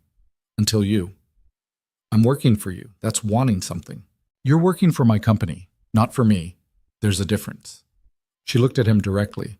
"I'm not expecting anything from you except good work, but I wanted you to know that this—" She gestured at the office, the building, the world she'd built. "Gets lonely sometimes. And that night was the first time in years I didn't feel alone." Ethan didn't know what to say. Every instinct told him to back away, to keep this professional, to protect himself and Lily from getting tangled up in something complicated. But he remembered Victoria walking through a blizzard, remembered the exhaustion in her eyes, remembered the way she'd looked at him when he said she mattered. "I'm not good at this," he said finally. "At what?" "People. Relationships. Knowing what to do when someone actually gives a damn." He ran a hand through his hair. "My ex-wife left because I wasn't enough. Because my life was too small and my dreams were too ordinary. I'm still that person. Still small town, still limited." "You think that's a flaw, isn't it?" "No." Victoria's voice was firm. "It's honesty. It's knowing who you are and not apologizing for it. Do you know how rare that is? In your world, maybe. In any world." She sat down on the edge of her desk. "Less CEO now. More like the woman at Table 17. I'm not asking you to be someone you're not. I'm just asking you to consider the possibility that we could be friends. Real friends. The kind who actually care about each other instead of what we can get from each other." "Is that allowed? CEO and contractor being friends?" "I make the rules, so yes." Despite everything, Ethan smiled. "You're stubborn." "I prefer determined." "Same thing. Completely different." Victoria stood up. "Go back to work. Do the job you were hired to do." "But Ethan?" She waited until he met her eyes. "If you ever want to talk about anything, not work, just life, you have my number." He left her office feeling like he'd just agreed to something without knowing what. The elevator ride down felt longer than the ride up. By the time he got back to Building C, it was almost noon and Tom was watching him with an expression that said he knew exactly where Ethan had been. "Everything okay?" Fine. She's intense, isn't she? Ethan thought about Victoria standing in her office, being vulnerable in a way that probably terrified her. Yeah, she is. Don't let it get to you. She's like that with everyone. Tom handed him a work order. Van 12 needs a transmission fluid change. Should keep you busy till lunch. The week fell into a rhythm. Mondays and Wednesdays in Boulder, working through the fleet. Oil changes, brake jobs, tire rotations. The occasional diagnosis that took longer than expected. Tom's team warmed up to him after the second week when Ethan fixed a problem with Van 7 that 3 other mechanics had missed. A cracked motor mount that was causing vibrations the driver had complained about for months. How'd you catch that? One of the guys asked. Listened. The vibration had a pattern. That usually means something's loose or cracked. The other mechanics just said it was normal wear. Then they weren't listening. Victoria kept her distance. Ethan would see her occasionally, walking through the parking lot, standing in the lobby talking to someone, once getting coffee in the break room at 6 in the morning when she thought no one else was there. They'd nod. Exchange brief hellos, keep it professional. But Ethan felt her watching sometimes, not in a creepy way. More like she was checking to make sure he was real, that the night at the gala hadn't been something she'd imagined. 3 weeks in, everything changed. Ethan was finishing up on a van when Tom came out of the office looking grim. We've got a problem. What kind? The kind that involves Westfield. Ethan's blood went cold. What about him? He's filed a complaint with the state. Says our fleet maintenance doesn't meet DOT standards. Says we're running unsafe vehicles. Inspectors coming tomorrow to check every single truck and van. Are we unsafe? We weren't before you got here. But 3 months ago? Tom's expression was hard. Yeah, we had problems. Problems the old contractor ignored. Problems that could have gotten us shut down if anyone had looked close enough. And Westfield knew about it. Westfield knows everything. He's got connections, people who owe him favors, and he's using them to come after Miss Hale however he can. Ethan felt anger burn hot in his chest. When's the inspection? Tomorrow, 8 a.m. If we fail, they can ground the entire fleet. That means no deliveries, no service calls. We'd lose millions in contracts. The company would... Tom stopped. It would be bad. How many vehicles have you checked so far? Maybe 30. You've done good work, but the ones you haven't gotten to yet, show me the list. They worked through the night. Tom called in his whole team. They pulled every vehicle that Ethan hadn't serviced yet and went through them with brutal efficiency. Brake pads, tire treads, fluid levels, lights, wipers, everything the inspector would check. Ethan found problems. A cracked windshield on Van 18. Worn ball joints on Truck 6.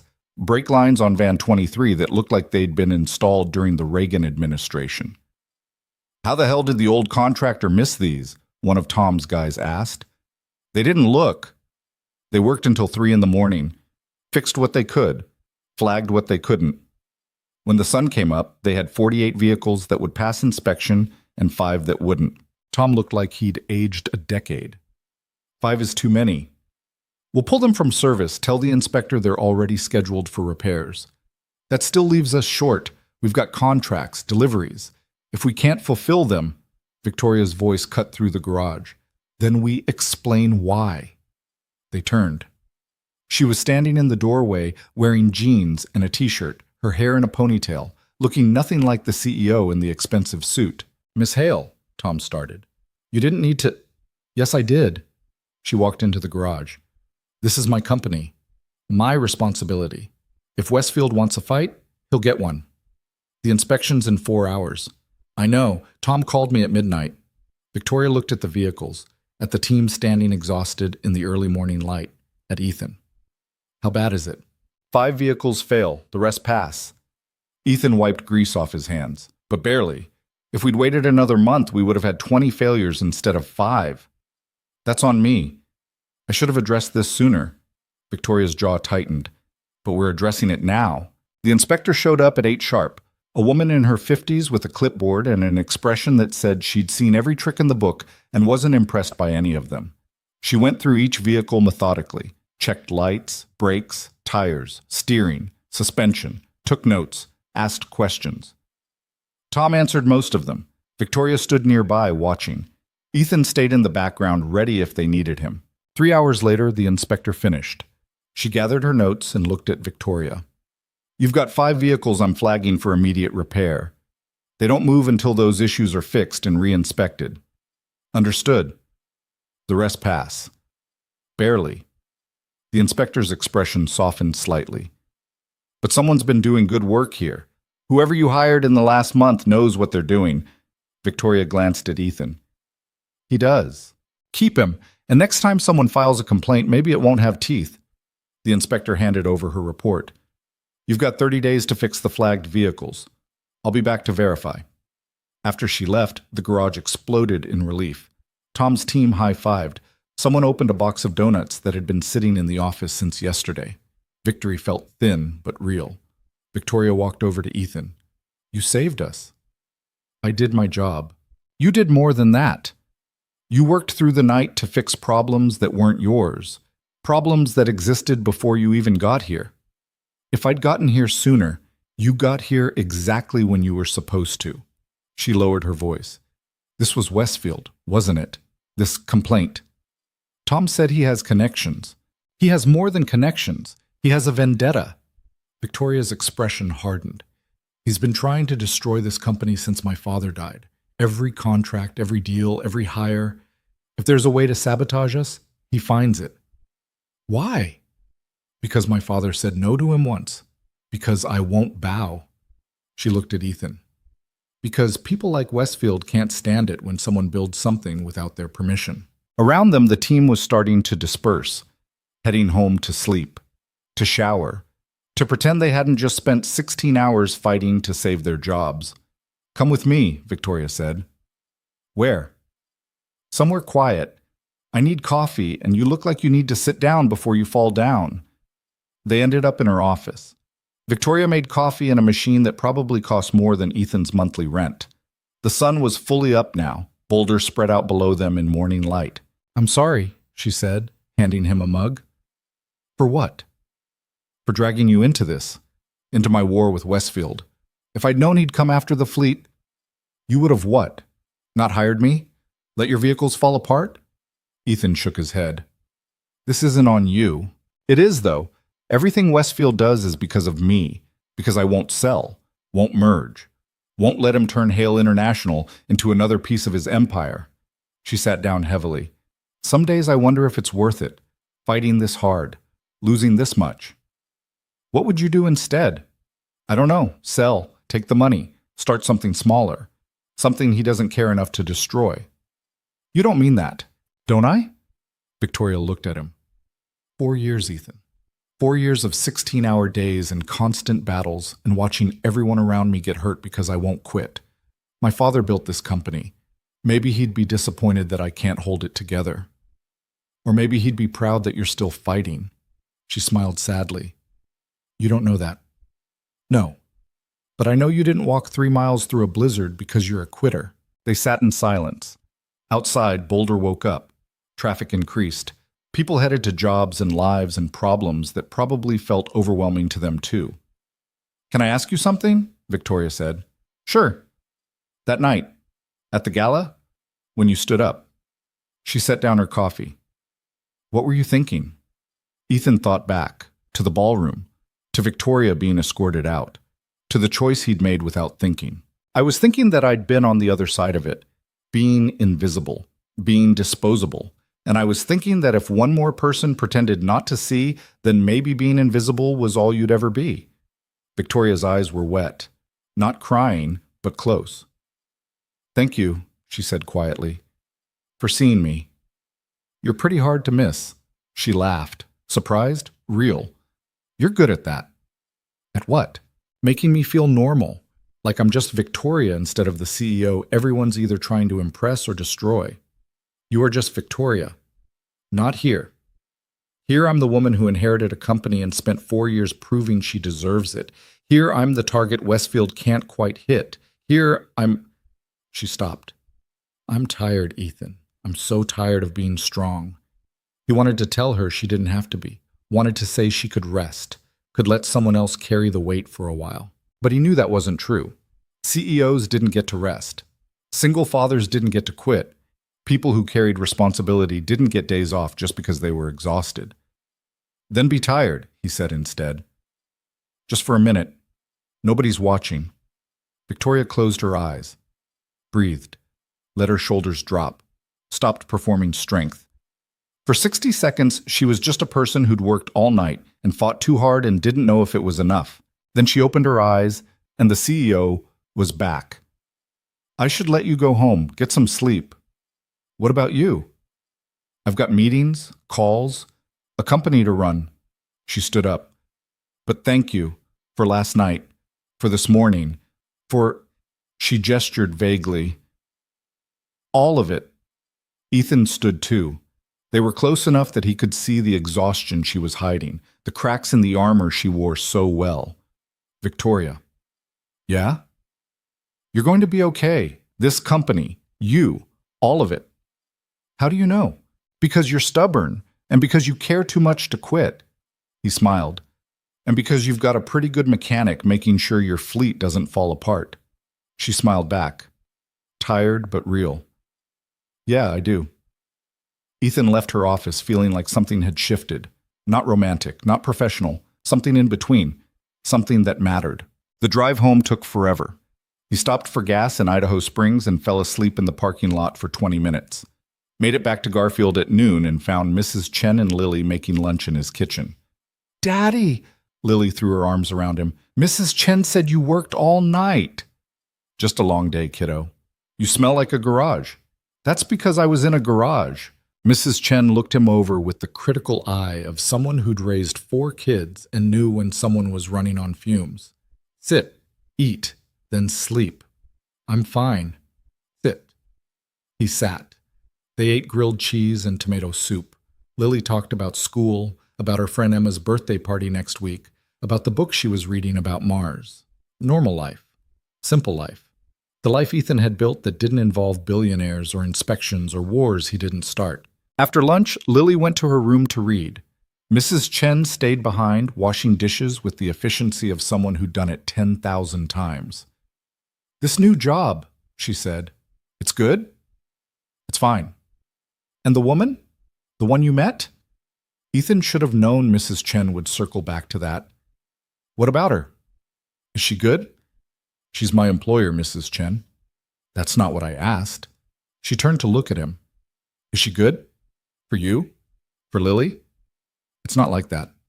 Isn't it? No, it's professional. Just work. Mrs. Chen smiled like she knew something he didn't. We'll see. Ethan went to bed at 2 in the afternoon and didn't wake up until Lily climbed into bed with him at 7, shaking his shoulder. Daddy, your phone keeps buzzing. He grabbed it off the nightstand. 3 missed calls from Tom. 2 texts from Victoria. Everything okay? Lily asked. Ethan read the texts. His stomach dropped. I need to make a call. Go finish your homework. But now, Lily. She left, looking worried. Ethan called Victoria back. She answered immediately. Westfield bought out our biggest contractor, she said without preamble. Effective immediately. That's 40% of our revenue. Gone. Can he do that? He just did. Her voice was tight, controlled. Emergency board meeting in an hour. I need to figure out how to keep this company alive. What can I do? Nothing. This isn't your problem. Victoria. Whoa. I'll call you tomorrow, after I know if I still have a company. She hung up. Ethan sat in his bed, phone in hand, feeling helpless, feeling like he'd just watched someone walk into a burning building and couldn't follow. Lily appeared in the doorway. Is she okay? I don't know. Do you like her? Lily. It's okay if you do. I just want to know.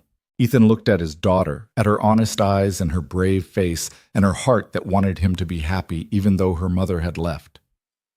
Yeah, he said. I think I do. Then you should help her. I'm a mechanic, kiddo. I can't fix this. Maybe not, but you can be there. That's what friends do. Ethan pulled Lily into a hug, felt her small arms around him, felt the weight of every decision pressing down.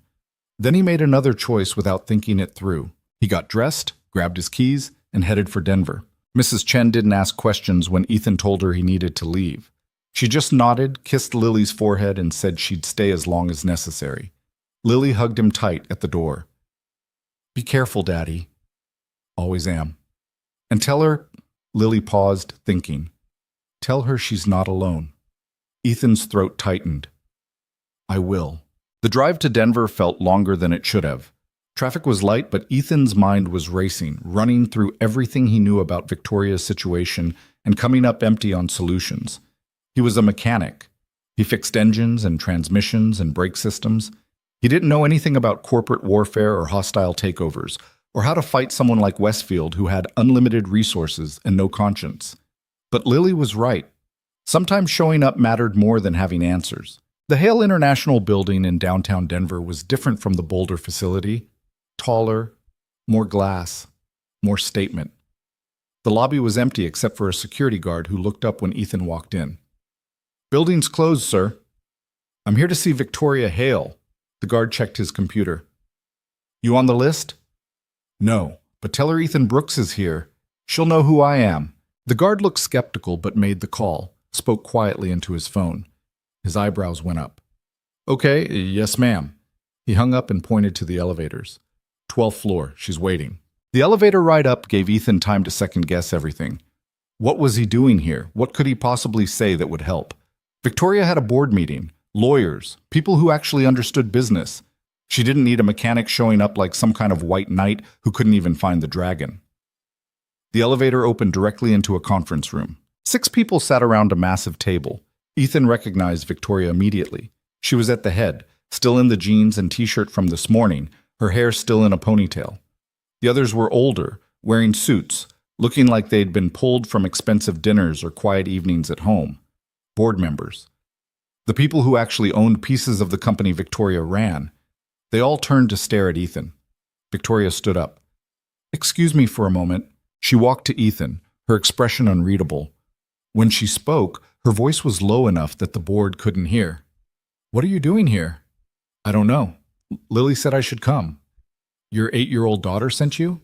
"She's smart. Smarter than me." Ethan glanced at the board members, pretending not to watch. "How bad is it?" "Westfield bought Patterson Industries. That's our biggest client. $42 million in annual revenue. Without them, we're—" She stopped. "We're in trouble. Real trouble." "What does the board want to do?" "Half of them want to sell. Accept Westfield's standing offer, take the payout, walk away. The other half want to fight, find new clients, cut costs, restructure." Victoria's jaw tightened. "Neither option is good. Selling means Westfield wins. Fighting means risking everything on the chance we can survive long enough to replace that revenue." "What do you want to do?" "I want to burn Westfield's entire empire to the ground."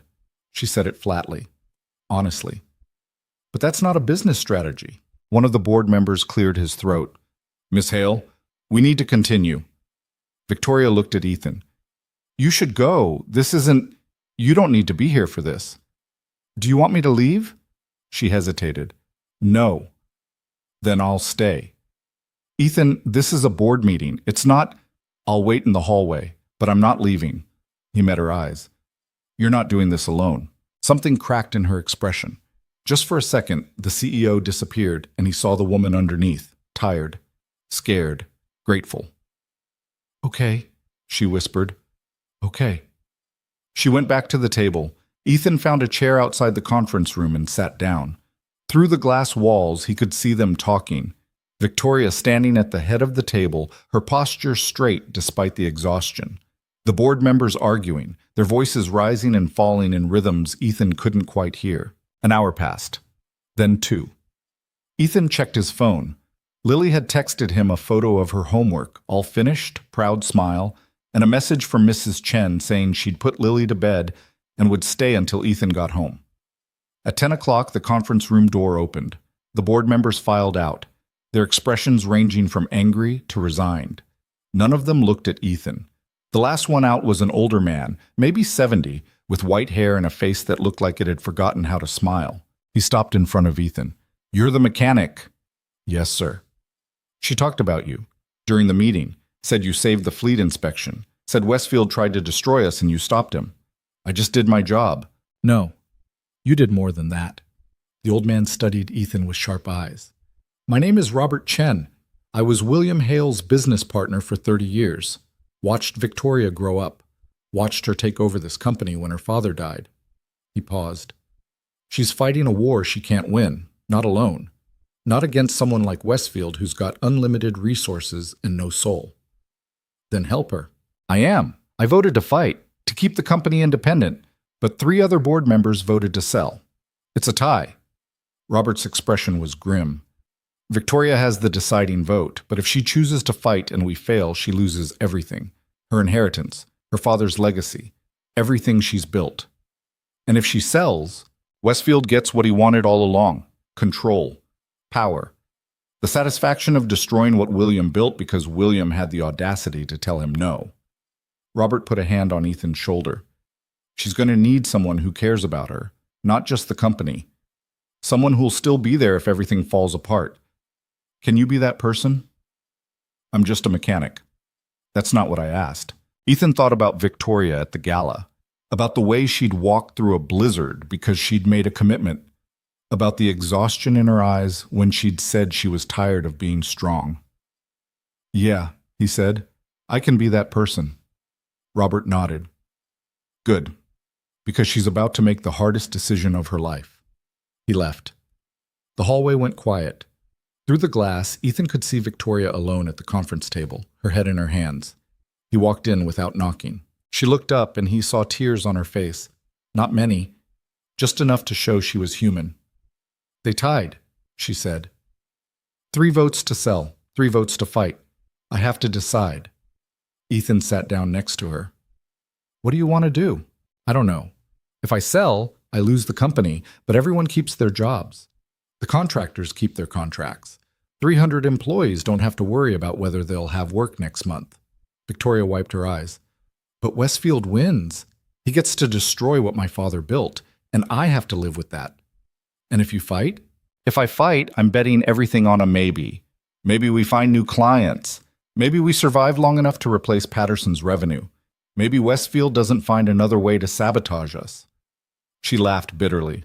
A lot of maybes for 300 people's livelihoods. What would your father do? He'd fight. He'd tell me that you don't build something worth having by backing down every time someone threatens you. Victoria looked at Ethan.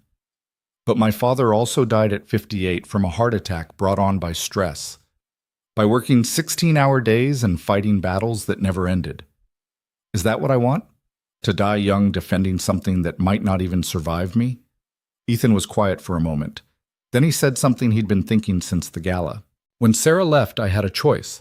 I could have followed her to Seattle, changed my life, become whoever she needed me to be. Or I could stay in Garfield and be myself.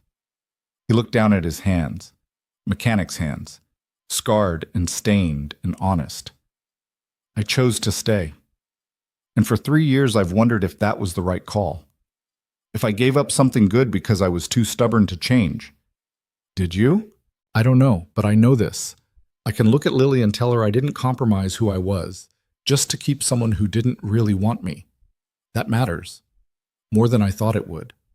Victoria was watching him with an expression he couldn't read. You think I should fight? I think you should do whatever lets you look at yourself in the mirror. Ethan leaned back. But if you're asking what I'd do, yeah, I'd fight. Because people like Westfield count on everyone else being too tired or too scared or too practical to stand up, and the world gets worse every time they're right. Even if fighting means losing everything? Especially then, because at least you'd lose it on your terms. They sat in silence. Outside the window, Denver spread out in lights. Thousands of people living their lives, completely unaware that 12 floors up, someone was deciding whether to surrender or risk everything. Victoria stood up, walked to the window, pressed her forehead against the glass. My father used to bring me here when I was a kid, before Hale International was anything real. Just an idea and a dream and way too much debt. She smiled at the memory. He'd stand right here and point at the city and say, one day, Victoria, one day everyone down there will know what we built, and they'll know we did it the right way. Did he? Build it the right way? Yeah, he turned down shortcuts, refused bribes, wouldn't compromise his standards even when it would have made everything easier. Victoria turned to face Ethan. He died defending those principles, And I've spent 4 years trying to honor them, but I'm so tired of fighting. Then stop. She looked surprised. What? Stop fighting. Sell the company. Take the money. Walk away. Ethan stood up. I'm serious. If you're done, be done. There's no shame in knowing when to quit. You just said I should fight. No, I said you should do what lets you look at yourself in the mirror. If that's selling, then sell. But don't do it because you're tired. Don't do it because Westfield's a bully. Do it because it's actually what you want. Victoria stared at him. You're the worst motivational speaker. I'm not trying to motivate you. I'm trying to make sure you don't regret this for the rest of your life. And if I regret it either way, then at least you'll know you made the choice instead of letting someone else make it for you. She was quiet for a long time. Then she pulled out her phone and made a call. Robert, it's Victoria. Tell the board I've made my decision. She paused. We fight. When she hung up, her hands were shaking. You sure? Ethan asked. No, but I'm doing it anyway. Victoria walked back to the table, started gathering papers. We've got maybe 4 months before the loss of Patterson's contract starts really hurting us. 4 months to find new clients, cut costs, prove we can survive without them. What do you need? A miracle. Or a plan. Preferably both. She stopped organizing papers and looked at him. Why are you really here, Ethan? I told you. Lily said, I know what Lily said. But you drove 90 minutes because your daughter told you to? There's more to it than that. Ethan thought about lying, about keeping it safe and professional and distant. He told the truth instead. Because that night at the gala, you were the first person in 3 years who made me feel like maybe I wasn't as small as I thought. Like maybe my life wasn't as limited as Sarah said it was. He met her eyes. And tonight you needed someone who'd show up without calculating what they'd get out of it. So I showed up. Victoria set down the papers, crossed the space between them, stood close enough that he could see the exhaustion and fear and gratitude all mixed together in her expression. Thank you, she said quietly, for seeing me, for showing up, for, her voice caught, for making me feel like I'm not fighting alone. You're not. I know, but it's been a long time since I believed that. They stood there in the empty conference room, and Ethan felt something shift between them, something that went beyond professional courtesy or casual friendship, something that felt dangerous and necessary at the same time. Victoria's phone rang. She checked it, sighed. My assistant, probably wondering where I am. It's almost 11. You should go home. I should stay, work through the night, start making calls, figure out how to save this company. Or you could sleep, start fresh tomorrow. I don't have time to sleep. You don't have time not to. Ethan picked up her coat from the back of a chair. Come on, I'll walk you out. They rode the elevator down in silence. The lobby was empty except for the security guard who nodded as they passed. Outside, the Denver night was cold and clear. Victoria's car, the black Audi, sat alone in the executive parking lot. Where are you parked? She asked. Visitor lot, other side of the building. I'll give you a ride. It's 50 yards. Humor me. They got in her car. It smelled like leather and expensive air freshener. The engine was quiet, smooth. Ethan thought about all the vehicles he'd worked on in the Boulder facility, thought about how Victoria's car was due for service next week, and how that had seemed personal before but now felt like just another part of knowing her.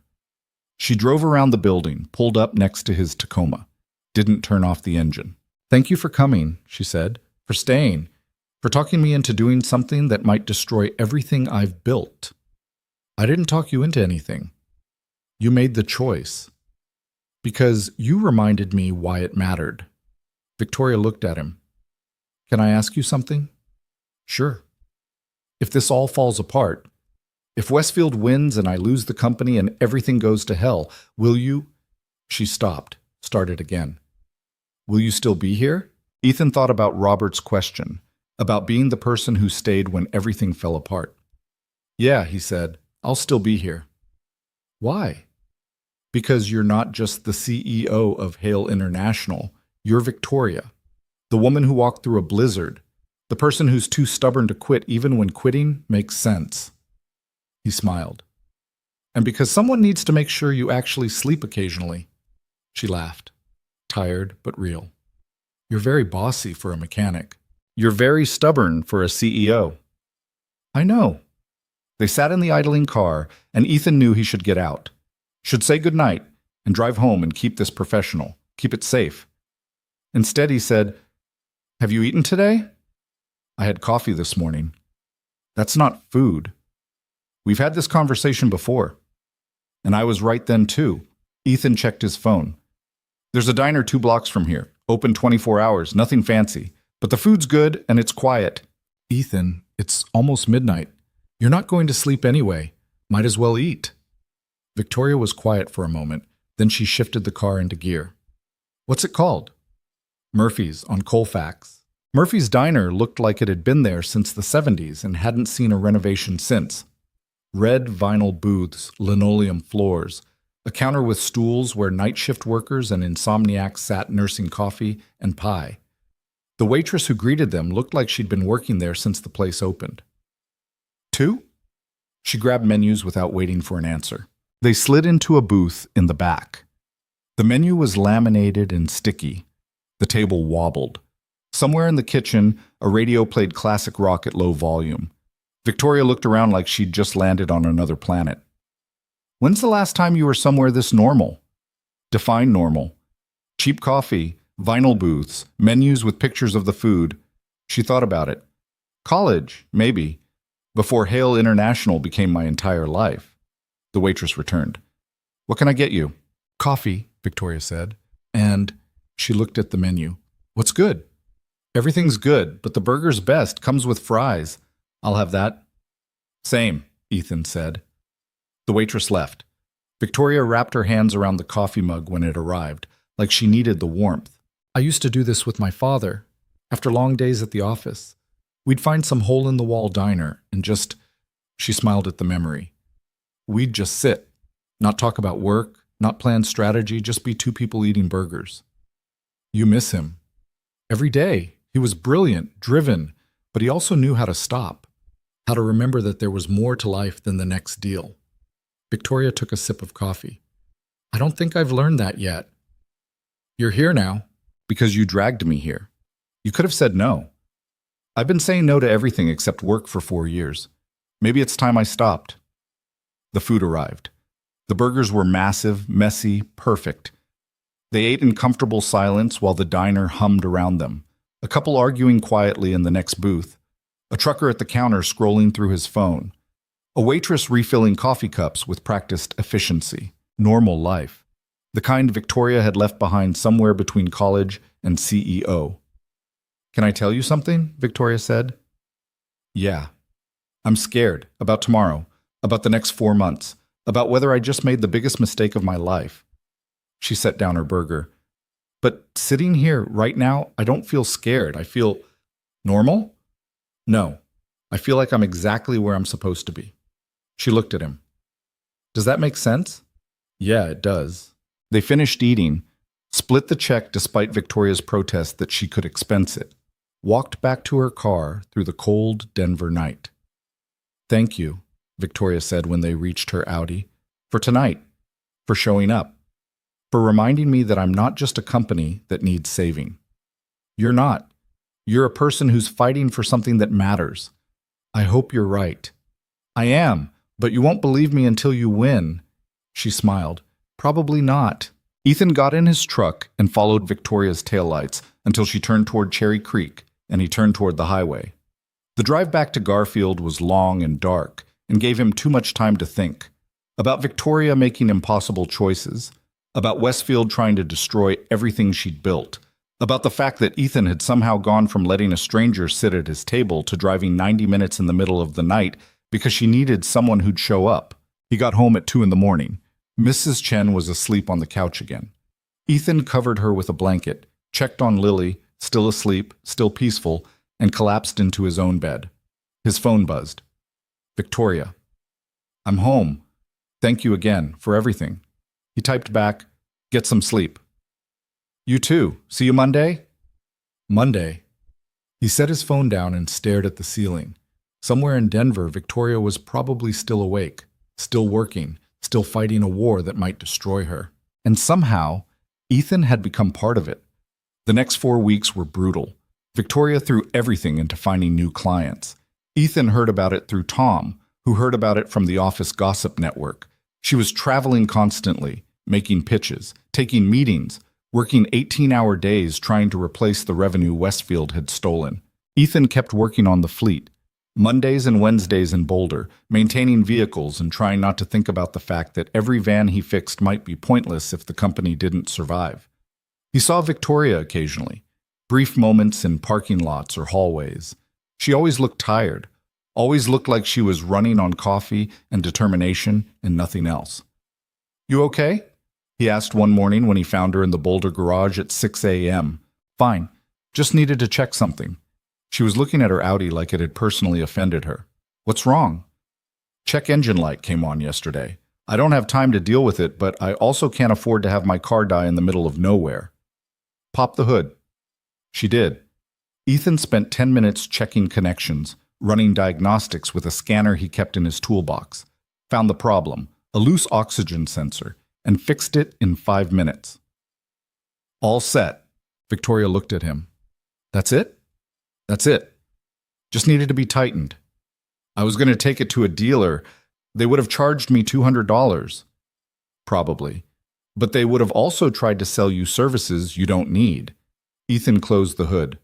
"This is fine. Just check the light again in a few days. If it comes back on, we'll dig deeper." "Thank you." She paused. "How's Lily?" "Good. Obsessed with tide pools now. Wants to be a marine biologist." "What happened to astronaut?" "That was last month. This month is ocean life." Victoria smiled. "She sounds amazing." "She is. Exhausting, but amazing. I'd like to meet her someday, if that's..." She stopped. "If you'd be okay with that." Ethan's chest did something complicated. The idea of Victoria meeting Lily felt significant, like crossing a line from professional to something else. "Yeah," he said. "I think Lily would like that." "Good." Victoria checked her watch. "I've got a meeting in 30 minutes, but Ethan?" "Yeah?" "I'm glad you're here. Not just for the cars, for..." She gestured vaguely. "For all of it." She left before he could respond. Tom appeared from the office. "You two done making eyes at each other? Because we've got actual work to do." "We weren't..." "Sure you weren't." Tom handed him a work order. "Van 18 needs a coolant flush. Try to keep your mind on the job instead of on the CEO." 2 weeks later, everything changed again. Ethan was home having dinner with Lily when his phone rang. Victoria. Her voice was different, higher, excited. "We got one." "Got what?" "A client, major contract. Denver Metro Transit wants to outsource their fleet management. $30 million over 3 years. If we get it..." She laughed. "If we get it, we replace most of what we lost from Patterson." "That's great. There's a presentation next week. Final pitch. Me against 2 other companies." Her excitement faded slightly. "One of them is Westfield's firm." "Of course it is. But we've got a real shot. A real chance to prove we can survive this. To prove..." Her voice caught. "To prove my father's company doesn't die because some vindictive billionaire can't handle being told no. You're going to kill it." "I hope so, because this is it. This is the moment that decides everything." After she hung up, Lily looked at Ethan with knowing eyes. That was her. "Yeah." "She sounds happy." "She has a big meeting, important one." "Are you going to be there?" "It's a business presentation, kiddo. I don't think mechanics are invited." Lily rolled her eyes. "You're so dumb sometimes." "Excuse me?" "She's your friend. Friends show up for important things. That's like rule number 1. I have work." "You have Mondays and Wednesdays in Boulder. When's the presentation?" "Wednesday." "Then you'll already be there, see? Easy." Lily went back to her spaghetti. "You're going." "I don't think Daddy, you drove to Denver in the middle of the night because I said you should. Now I'm saying you should be at her presentation. So you're going." Ethan looked at his 8-year-old daughter and wondered when she'd gotten so smart and so bossy. "Fine, I'll go." "Good. Now can I have ice cream?" "You didn't finish your vegetables." "I ate half. That's not finished." "It's practically finished." "Practically doesn't count." She sighed dramatically, but ate the rest of her broccoli. Ethan watched her and felt the weight of every decision he'd made since that night at the gala, the choice to stand up, to offer Victoria a seat, to take the contract, to show up in Denver, to keep showing up. All of it had led here. To his daughter telling him to be there for someone who mattered. Wednesday arrived with clear skies and cold air. Ethan got to Boulder early, worked through his morning maintenance schedule, and at 1 o'clock walked into the main building wearing his cleanest work shirt and jeans without grease stains. The receptionist looked surprised. "Mr. Brooks? I'm here for Miss Hale's presentation." "I don't think—" She checked her computer. "Are you on the list?" "No, but I'm going anyway." She opened her mouth to argue. Then she saw something in his expression and just nodded. "Conference room B, 3rd floor." The presentation room was small, maybe 20 chairs facing a screen. Half were filled with people in suits, Denver Metro Transit officials, Ethan guessed. Victoria stood at the front reviewing notes, wearing a navy suit that made her look every inch the CEO. She saw Ethan walk in and stopped mid-sentence. He found a seat in the back. Tom was there too, along with a few other Hale International employees. Tom leaned over. "What are you doing here?" "Lily said I should come." "Your daughter's got good instincts." The presentation started. Victoria walked through Hale International's capabilities, their safety record, their fleet size, their maintenance protocols. She was professional, confident, prepared. But Ethan could see the tension in her shoulders, the slight shake in her hands when she changed slides, the exhaustion she was hiding behind competence. Then Westfield walked in. He didn't present, he just sat in the back, arms crossed, smiling that smile that said he'd already won. Victoria saw him, faltered, just for a second. Then she kept going. She finished her presentation, answered questions, thanked the Metro Transit officials for their time.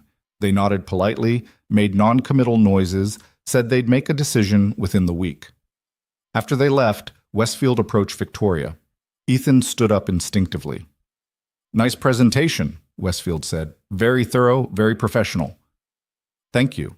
Of course, you're fighting an uphill battle. Patterson was 40% of your revenue. You're bleeding money. In 6 months, you'll be desperate enough to accept whatever offer I make. Why not save yourself the trouble and sell now?" "Because the company's not for sale."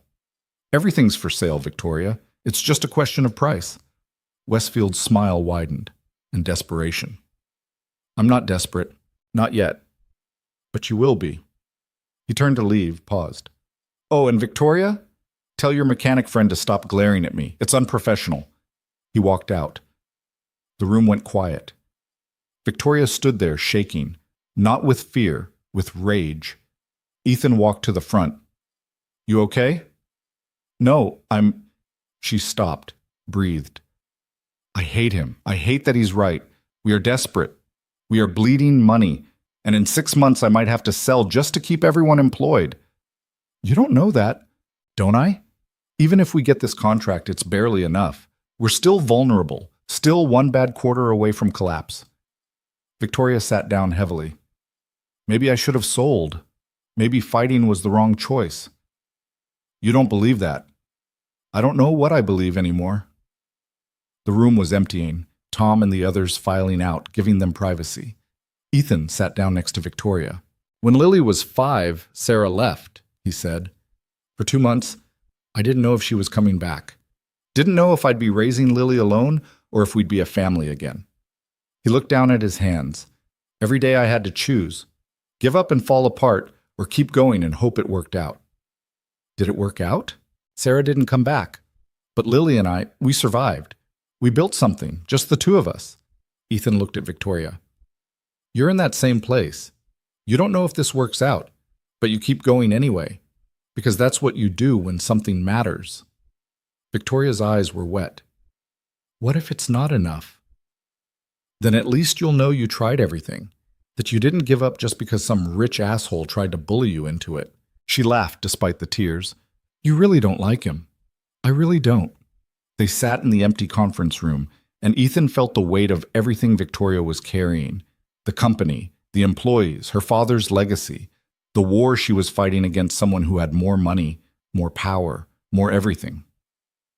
"Thank you for coming," she said quietly, "for being here. It helped, more than you know." Lily made me. Your daughter's very wise. She wants to meet you, she's been asking. Victoria looked surprised. Really? Yeah. Says anyone who makes me drive to Denver in the middle of the night must be important. She sounds terrifying. She is, but in a good way. Ethan stood up. Come to dinner, this weekend. Nothing fancy, just pizza and an 8-year-old asking inappropriate questions. But I think you'd like her. Victoria smiled. I'd like that. Saturday, 6 o'clock? I'll be there. Ethan left her in the conference room, walked back to Building C, and tried to focus on work instead of the fact that he'd just invited Victoria Hale, CEO of a multi-million-dollar company, to have pizza in his tiny apartment with his daughter. Tom found him an hour later. You're an idiot. Why? Because you're falling for her. I'm not.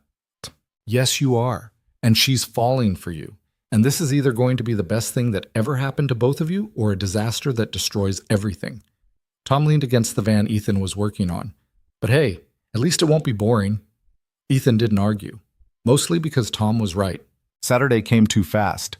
Ethan cleaned the apartment twice, made Lily promise not to embarrass him, ordered pizza from the place that actually used real cheese instead of whatever the cheap place used.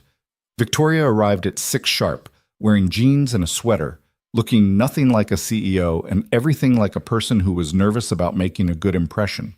Lily opened the door before Ethan could. Hi, I'm Lily. Are you Victoria? I am. It's nice to meet you, Lily. You're really pretty. Dad said you were pretty, but I thought he was exaggerating because he does that sometimes. Lily, Ethan started. What? It's true. You said Mrs. Patterson's cat was nice and it scratched me. Victoria laughed, real, unguarded. I promise not to scratch you. Good, come in. Daddy bought the expensive pizza because he's trying to impress you. I'm not. Ethan stopped. Okay, I am. But can you not say that out loud? Lily grinned and grabbed Victoria's hand. Come see my room. I have posters of the ocean, and Daddy says they're excessive, but I think they're educational. Victoria let herself be dragged down the hallway, and Ethan stood in the kitchen watching the most powerful person he knew get interrogated by an 8-year-old about whether dolphins were smarter than octopuses. Half an hour later, they sat around the small kitchen table eating pizza while Lily asked Victoria approximately 10,000 questions. What was it like being a CEO? Did she have an office with a view? Had she ever fired anyone? What kind of car did she drive? Did she know any famous people? Victoria answered every question patiently, honestly, like she was talking to an adult instead of a kid. Do you have kids? Lily asked. No, just me. Why not? Lily, Ethan warned. What? I'm just asking, Victoria smiled. It's okay. I don't have kids because I've been focused on building my company. Maybe someday. You should. You'd be a good mom. How do you know? Because you came to dinner even though you're probably super busy. That's what parents do. They show up even when they're tired. Victoria's expression softened. You're very smart, Lily. I know. Daddy says I get it from him, but I think I'm smarter than he is. I'm right here, Ethan said.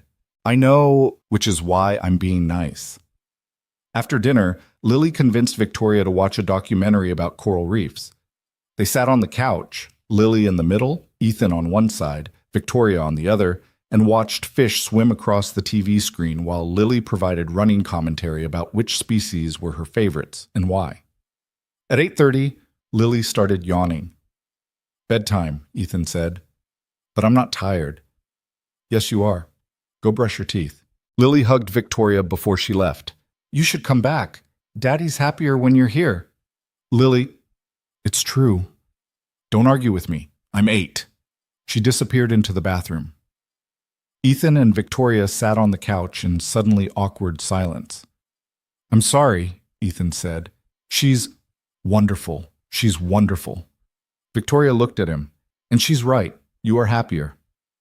Am I? Yeah, you smile more. Your shoulders aren't always up around your ears. You look... She paused. You look like you're not just surviving anymore. Ethan thought about that, about the last 3 years, about getting through each day without falling apart, about building a life that worked but never quite felt complete. Maybe I'm not, he said. They sat in comfortable silence while Lily brushed her teeth. When she came out, Ethan tucked her in, listened to her talk about her favorite parts of the evening, kissed her forehead. I like her, Lily whispered. I know. Do you like her? Yeah, kiddo, I do. Then don't mess it up. I'll try. When he came back to the living room, Victoria was looking at the photos on his wall. Lily, as a baby. Lily's first day of school. Lily and Ethan at the beach 2 summers ago, both of them sunburned and happy. You're a good father, Victoria said. I'm a work in progress. Aren't we all? She turned to face him. Thank you for tonight, for letting me into your life, into Lily's life. It means more than you know. She's been bugging me to invite you for weeks. Still, you could have said no, could have kept this professional, but you didn't. They were standing close enough that Ethan could see the exhaustion in her eyes, could see the weight she carried that looked exactly like the weight he carried. Different responsibilities, same burden. Victoria, I got the contract. Ethan stopped. What? Denver Metro Transit called this afternoon. We got it. $30 million over 3 years. She smiled, but her eyes were wet. We did it. We're going to survive. That's incredible. I know. I should be celebrating, opening champagne, calling the board. But all I could think about was coming here, being with you and Lily, being somewhere that feels... She stopped. That feels like home. Ethan didn't plan it, didn't think, just pulled her into a hug. Victoria wrapped her arms around him and held on like she was drowning, and he was the only solid thing in the world. He felt her shake, felt her breathe, felt 4 years of fighting and fear and exhaustion pour out in the safety of someone who wouldn't judge. You did it, he said quietly. You saved it. We did it. You, Tom, everyone who kept showing up when it would have been easier to quit. She pulled back slightly, looked up at him. I couldn't have done this without you. You could have, but I'm glad I was here anyway. They stood in his tiny living room, holding each other, and Ethan knew something fundamental had shifted.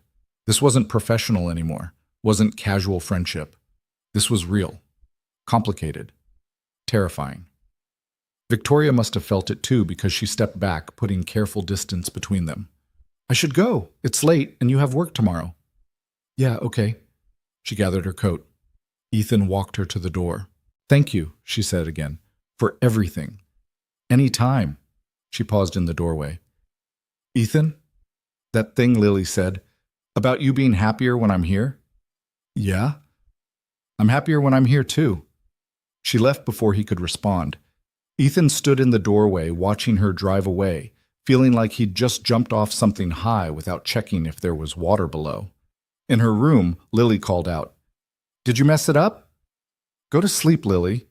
That's not an answer. I don't know. Maybe. Probably. You're terrible at this. Ethan smiled despite everything and went to bed.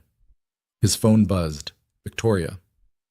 Thank you for tonight, for Lily, for being the person who shows up, for being you. He stared at the message for a long time before typing back. Congratulations on the contract. You earned it. We earned it. 3 dots appeared. Disappeared. Appeared again. I'm glad I walked into that gala. Glad security tried to throw me out. Glad you were sitting at table 17. Ethan's chest tightened. Me too. He set down the phone and stared at the ceiling, knowing that whatever came next, whether this worked or fell apart, he'd already made his choice. He was all in. The weeks after the Metro Transit contract should have been easier. Victoria had her victory. The company was stable. Westfield's attempt to destroy Hale International had failed, at least for now. But Ethan noticed she wasn't celebrating. She was working harder than ever, like she was trying to outrun something that kept pace no matter how fast she moved. He saw it on Wednesdays when he arrived at the Boulder facility. Her car would already be there at 6 in the morning. Her office lights would still be on when he left at 4. Tom mentioned she'd been sleeping in the executive suite some nights, too exhausted to drive home. Someone needs to tell her to slow down, Tom said one afternoon, before she burns out completely. Why don't you tell her? Because she's the CEO and I'm operations. She doesn't listen to me. Tom gave Ethan a pointed look. But she might listen to you. I'm just the mechanic. You're a lot more than that, and we both know it. Ethan didn't argue, because Tom was right. Whatever was between him and Victoria had stopped being just professional the moment she'd shown up at his apartment and hugged him like he was the only thing keeping her anchored to the world. He found her that evening in her office, staring at spreadsheets like they held the secrets of the universe. She didn't look up when he knocked. "Come in." "You're still here." Victoria glanced at her watch, surprised. "What time is it?" 7. "Most people went home 3 hours ago." "I'm not most people." She turned back to her computer. "I'm running projections for next quarter. If we can maintain current growth rates and keep costs controlled, Victoria, we might actually be able to expand into Wyoming. There's a market there that—" "Victoria." Ethan walked to her desk. "When's the last time you ate?" She waved vaguely at a protein bar wrapper. "Lunch." "That was breakfast. It's 7 p.m. I'm fine." "You're not. You're running on empty and telling yourself it's fine because the company's surviving." Ethan sat down across from her. "But what happens when you collapse? Who runs Hale International then?" "I'm not going to collapse. Your father worked himself to death at 58. You said so yourself." Victoria's expression shuddered. "That's different." "How?" "Because I'm—" She stopped. Started again. "Because I have to. The Metro Transit contract saved us, but we're still vulnerable. Still one bad quarter away from serious trouble. I can't afford to slow down." "Even if it kills you?" "If it kills me, at least the company survives." Ethan felt anger flash hot in his chest. "You really believe that? That you're worth less than a company?" "It's not about worth. It's about responsibility. 300 people depend on me. Their mortgages, their kids' college funds, their futures. If I fail, if you die, they lose their jobs anyway, because dead people don't run companies very well." Victoria flinched like he'd slapped her. "I'm not—" Her voice cracked. "I'm not my father. I won't let this destroy me." "Then prove it. Come have dinner with me and Lily. Take one night off. Show me you actually know how to stop." She was quiet for a long moment. Then she closed her laptop. "Okay." "Okay?" "One night, but I'm working tomorrow." "It's Saturday." "So?" "So normal people don't work Saturdays." "I'm not normal people." She grabbed her coat. "Where are we going?" They picked up Lily from Mrs. Chen's and drove to a Mexican place in Boulder that Lily had been begging to try. It was loud and crowded, and the kind of chaos that made it impossible to think about work or responsibility or anything except whether to get tacos or enchiladas. Lily ordered both and talked Victoria's ear off about the science fair project she was planning. Something involving ocean currents and plastic waste that Ethan only half understood but pretended to follow. "You could help," Lily told Victoria. "You run a company. You probably know about logistics." "What kind of logistics?" "How to get people to care about things they can't see, like plastic in the ocean. Nobody thinks about it until you make them look." Victoria smiled. "That's actually very true. In business, we call it messaging, making people understand why they should care. See? You could totally help." Lily turned to Ethan. "She's helping with my project." "I don't think—" Ethan started. "I'd love to," Victoria said. Lily beamed. Ethan's chest did that complicated thing again. After dinner, they walked through downtown Boulder. The streets were busy with college students and tourists, and people whose biggest problems were probably what bar to hit next. Normal problems. Regular life. Lily ran ahead to look at a street performer juggling fire. Victoria and Ethan walked slowly behind her. "Thank you," Victoria said, "for making me stop. I needed this." "You need to do it more often." "I know, but it's hard. Stopping feels like giving up. Like if I'm not working, I'm failing." "That's not stopping. That's living." Ethan watched Lily laugh at the juggler. "You can't spend your whole life fighting. Eventually you have to figure out what you're fighting for." "I know what I'm fighting for, the company, my father's legacy." "Is that really it? Or is it easier to fight than to figure out what comes after?" Victoria was quiet. They walked another block before she spoke. "After my father died, I threw myself into running Hale International because it was the only thing that made sense, the only way to honor him, to prove his death meant something." She stopped walking. But somewhere along the way, it stopped being about him and started being about not failing, about proving I was good enough, smart enough, strong enough. To who? To everyone who said I wasn't. To Westfield. To the board members who voted to sell. To... She looked at Ethan. To myself. And are you? Good enough? I don't know. Every time I prove something, there's another test, another challenge, another person trying to tear down what I've built. Victoria's voice was tired. I'm exhausted, Ethan. I'm so tired of fighting. Then stop. I can't. Not forever. Just for tonight. Tomorrow, you can go back to being the CEO who never sleeps and works 18-hour days. But tonight, just be Victoria, the person who likes Mexican food and helps 8-year-olds with science projects. She looked at him with an expression that was equal parts gratitude and fear. What if I forget how to be just Victoria? Then I'll remind you. Lily came running back, excited about the juggler and already planning how she could incorporate fire into her science project. Ethan vetoed that immediately. Victoria laughed, and for a moment she looked younger, lighter, like the weight she carried had been set down, even if just temporarily. They drove back to Garfield as the sun set behind the mountains.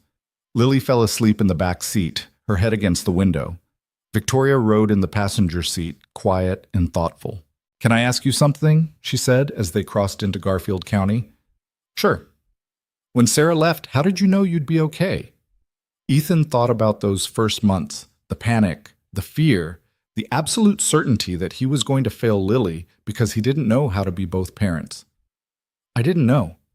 I just kept going because stopping wasn't an option, and eventually going became easier than it was at the start. He glanced at Victoria. Why? Because I'm afraid that if I stop fighting, if I let myself relax even for a minute, everything will fall apart, like I'm the only thing holding it all together. You probably are, but that doesn't mean you have to do it alone. Don't I? Who else is going to... Me. Tom. Your team. The 300 people who show up every day because they believe in what you built. Ethan turned onto his street. You're not alone, Victoria. You just act like you are because it's safer than trusting people to stay. She was quiet for the rest of the drive. When they pulled up to his apartment, Lily woke up enough to hug Victoria goodnight and stumble inside with Mrs. Chen, who'd been waiting on the porch. Ethan walked Victoria to her car. The night was cold and clear, stars visible in a way they never were in Denver. I meant what I said, Ethan told her. You're not alone. I want to believe that. Then start. Stop treating everyone like they're going to leave the second things get hard. That's what people do, though. They leave. Victoria looked at him. Sarah left you. My father left me, even if he didn't mean to. Everyone leaves eventually. Not everyone. Lily's still here. Mrs. Chen keeps showing up even though I can barely pay her. Tom's been with your company for 12 years. Ethan stepped closer. I'm still here. For now. No, not for now. Just here. Period. He said it firmly. I'm not Sarah. I don't run when things get complicated. And this, he gestured between them, this is already complicated. But I'm still here. Victoria's eyes were wet. Why? Because that night at the gala, you reminded me what it feels like to matter to someone, to be seen as more than just a father or a mechanic or whatever role I'm supposed to fill. Ethan's voice softened. And I think I do the same for you. I see Victoria, not the CEO, the person, not the company.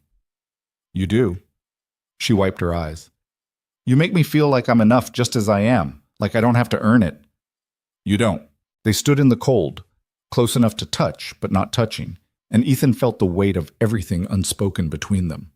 Victoria broke the silence. I don't know how to do this. How to let someone in. I've spent 4 years building walls because it was safer than getting hurt. I know, I did the same thing after Sarah. Ethan took her hand. But maybe it's time we both stopped hiding. She looked at their joined hands. I'm scared. Me too. What if this doesn't work? What if we ruin the friendship we have? Then we ruin it, but at least we'll know we tried. Ethan squeezed her hand. I'm tired of being safe, Victoria. I'm tired of living small because I'm afraid of getting hurt again. You make me want to try anyway, even though it terrifies you. Especially because it terrifies me. Victoria stepped closer. Lily was right. You are happier when I'm around. Yeah, I am. I'm happier too. Happier than I've been in years, maybe ever. She looked up at him. I don't want to lose this. Lose you. Then don't. Stay. Not just tonight. Actually stay. I don't know if I know how. Neither do I. But we can figure it out together. She kissed him then, soft and tentative and honest, like she was testing whether this was real or just another thing that would disappoint her. Ethan kissed her back and felt something settle in his chest. Something that felt like coming home after a long journey. When they pulled apart, Victoria was smiling. That was, yeah. We should probably talk about what this means for work, for Lily, for tomorrow. We'll talk about all of it tomorrow. Ethan brushed hair from her face. Tonight, let's just be two people who are tired of being alone. Okay? She kissed him again. Okay. Victoria left an hour later, after they'd sat in his truck talking about nothing important and everything that mattered. After she told him about her father, and he told her about the years after Sarah, after they'd stopped performing and just been honest. When Ethan walked back inside, Lily was waiting on the couch in her pajamas, trying to look like she hadn't been watching through the window. Don't even pretend you weren't spying. I wasn't spying. I was observing. Lily grinned. You kissed her. Go to bed. You're in love with her. Bed. Now. You're not denying it. Lily Marie Brooks. She laughed and ran to her room.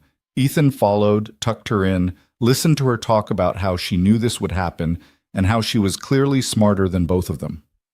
I like her, Daddy. Like, really like her. I know you do. And she likes us. I can tell. She looks at you the way you look at me when you think I'm not watching. How's that? Like we're the best thing that ever happened to her. Lily yawned. Are you going to marry her? It's been one kiss, kiddo. Let's not plan the wedding. But eventually? Maybe. If she'll have me. If this actually works. Ethan kissed Lily's forehead. Get some sleep. I'm really happy, Daddy. You deserve to be happy too. I am happy. Have been for a while now. I know. But this is different happy. This is the kind where you smile without thinking about it. Ethan looked at his daughter and wondered how she'd gotten so wise. When did you grow up? I've been telling you, you just don't listen. The next few weeks fell into a rhythm that felt both terrifying and right. Victoria still worked too much, but she started leaving the office at reasonable hours, started coming to Garfield on weekends, started being part of Ethan and Lily's life in ways that felt natural instead of forced. She helped Lily with her science project, ate dinner with them twice a week, showed up at Lily's school presentation, and clapped louder than anyone when Lily explained ocean currents using a kiddie pool and food coloring. At work, they kept it professional. Ethan maintained the fleet. Victoria ran the company. But everyone knew anyway. Tom gave Ethan constant grief about it. The Boulder team made knowing comments, and when Victoria's assistant saw them having lunch together in the break room, she just smiled and said it was about time. 2 months after their first kiss, Victoria showed up at Ethan's apartment on a Tuesday night looking shaken. What's wrong? Ethan asked immediately. Westfield made another move. He's filing a lawsuit, claims Hale International violated a non-compete agreement my father signed 20 years ago. Victoria sat down heavily at his kitchen table. It's garbage. The agreement expired a decade ago, but it'll tie us up in court for months, cost us hundreds of thousands in legal fees. Can you fight it? We'll win eventually, but that's not the point. The point is, he wants to bleed us dry, death by 1,000 cuts. She pressed her fingers to her temples. I'm so tired of this, of him, of fighting battles I shouldn't have to fight. Lily appeared in the doorway in her pajamas. Is everything okay? Yeah, kiddo, just grown-up stuff. Go back to bed. It's that mean man again, isn't it? The one who keeps trying to hurt Victoria's company? Victoria looked surprised. You told her about Westfield? She asked questions. I'm not going to lie to her. Lily walked over and hugged Victoria. You're going to beat him, because you're smarter and you work harder and you have us. Victoria's eyes filled with tears. Thank you, sweetheart. Can I ask you something? Of course. Are you going to marry my dad? Lily!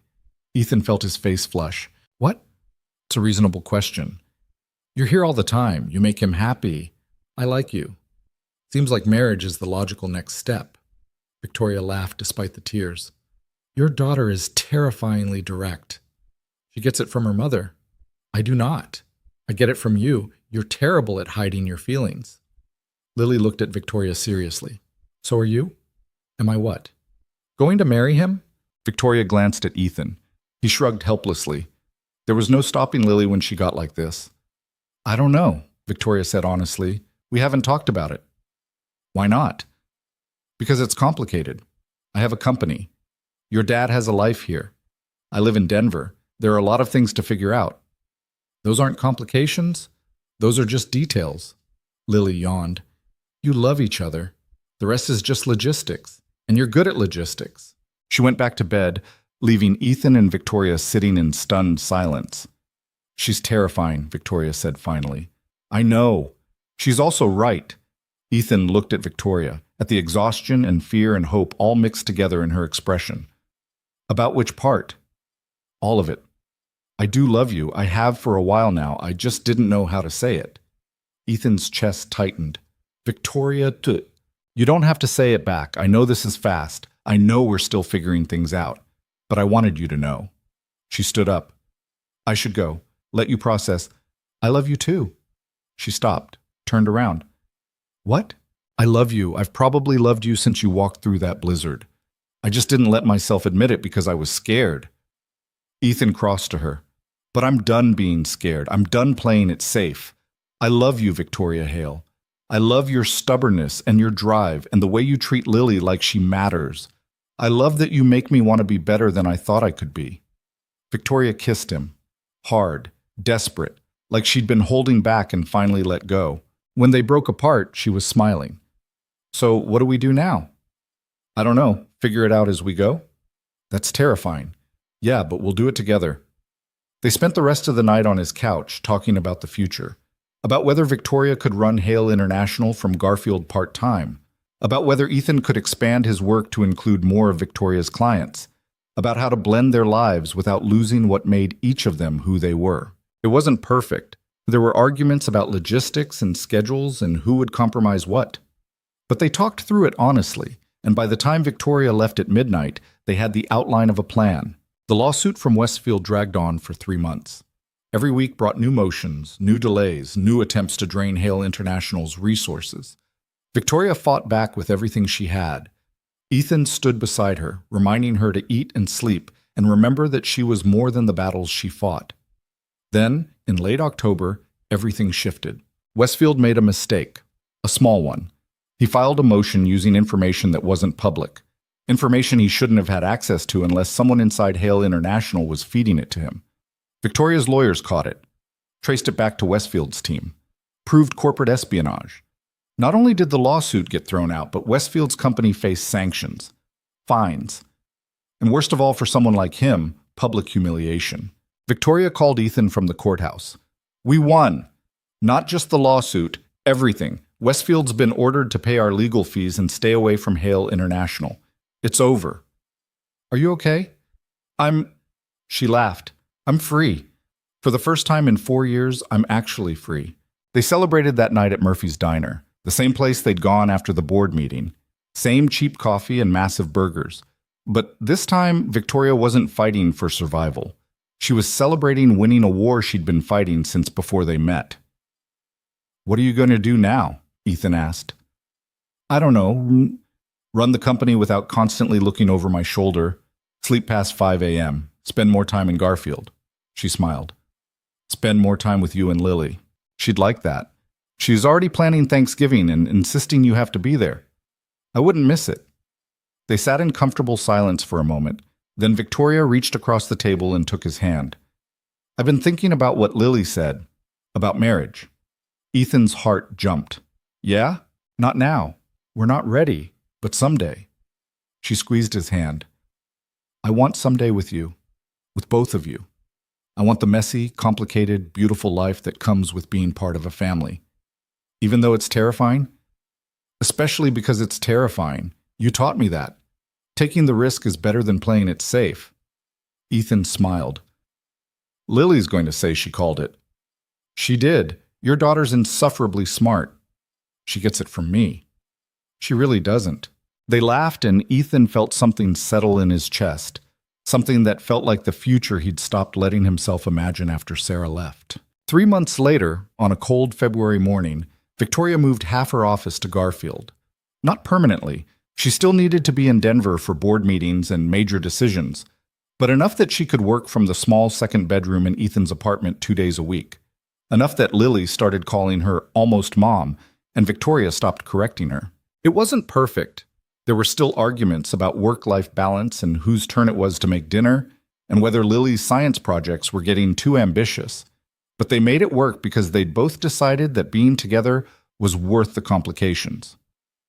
One Saturday in March, Ethan took Lily and Victoria to the auto shop.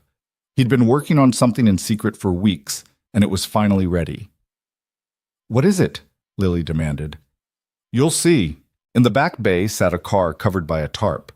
Ethan pulled it off to reveal a restored 1967 Mustang, cherry red, perfect condition, the kind of car that belonged in magazines. Victoria's hand flew to her mouth. "Ethan, it was your father's. Tom told me about it. How William used to work on it in his garage before Hale International got big. How he sold it to pay for startup costs." Ethan walked around the car. "I tracked it down 6 months ago, bought it from a collector in Wyoming, spent every spare hour restoring it." Victoria couldn't finish the sentence. She was crying too hard. Lily hugged her while Victoria stared at her father's car like it was a message from the past. "He'd be proud of you," Ethan said quietly. "Of what you built, of who you became, of how you fought to keep his dream alive. How did you—" Victoria wiped her eyes. "How did you know this would matter?" "Because everything matters when it's connected to the people we love. Your father built a company, but he also built this car. Both of them are part of who he was, part of who you are."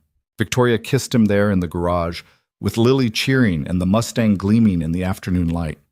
That night, after Lily went to bed, Victoria and Ethan sat on his couch drinking wine and talking about the future. "I've been thinking," Victoria said, "about Hale International, about my role. Yeah, I'm going to step back.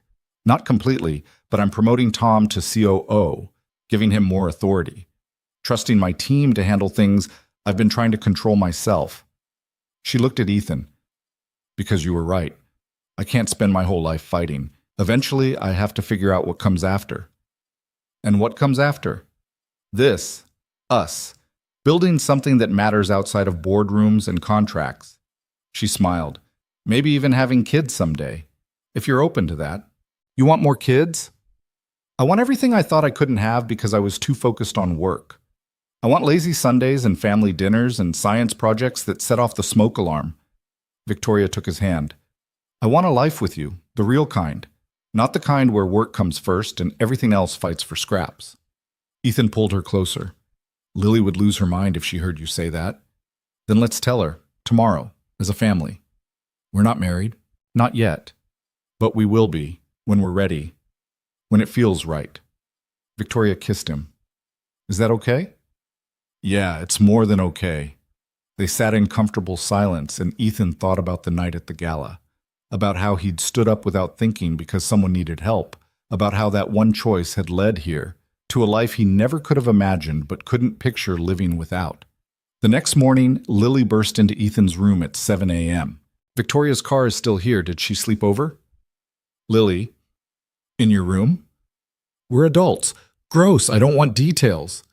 Lily covered her ears. Then she grinned. "But does this mean you're getting married?" Victoria appeared in the doorway wearing one of Ethan's shirts. "Is that okay with you?" "Are you kidding? I've been planning this since you showed up for pizza." Lily launched herself at Victoria. "Can I be in the wedding? Can I pick my dress? Can we have it at the shop because that's where Daddy fixed your dad's car and it would be symbolic?" "Slow down," Ethan started. "No slowing down. This is the best day ever." Lily looked between them. "You're happy, right? Both of you?" Ethan looked at Victoria, at the woman who'd walked through a blizzard and fought battles and never quit even when quitting made sense, at the person who'd reminded him that his life wasn't too small or too limited, that maybe ordinary wasn't the same as insufficient. "Yeah, kiddo, we're happy." "Good, because you deserve it, both of you." Lily hugged them tight. "Now can we have pancakes? I'm starving." They made pancakes together. Lily insisting on adding chocolate chips, Victoria trying to make them healthy with whole wheat flour, Ethan just trying to keep anything from burning. It was chaotic and messy and absolutely perfect. Later that week, Victoria took Ethan to the Hale International headquarters in Denver.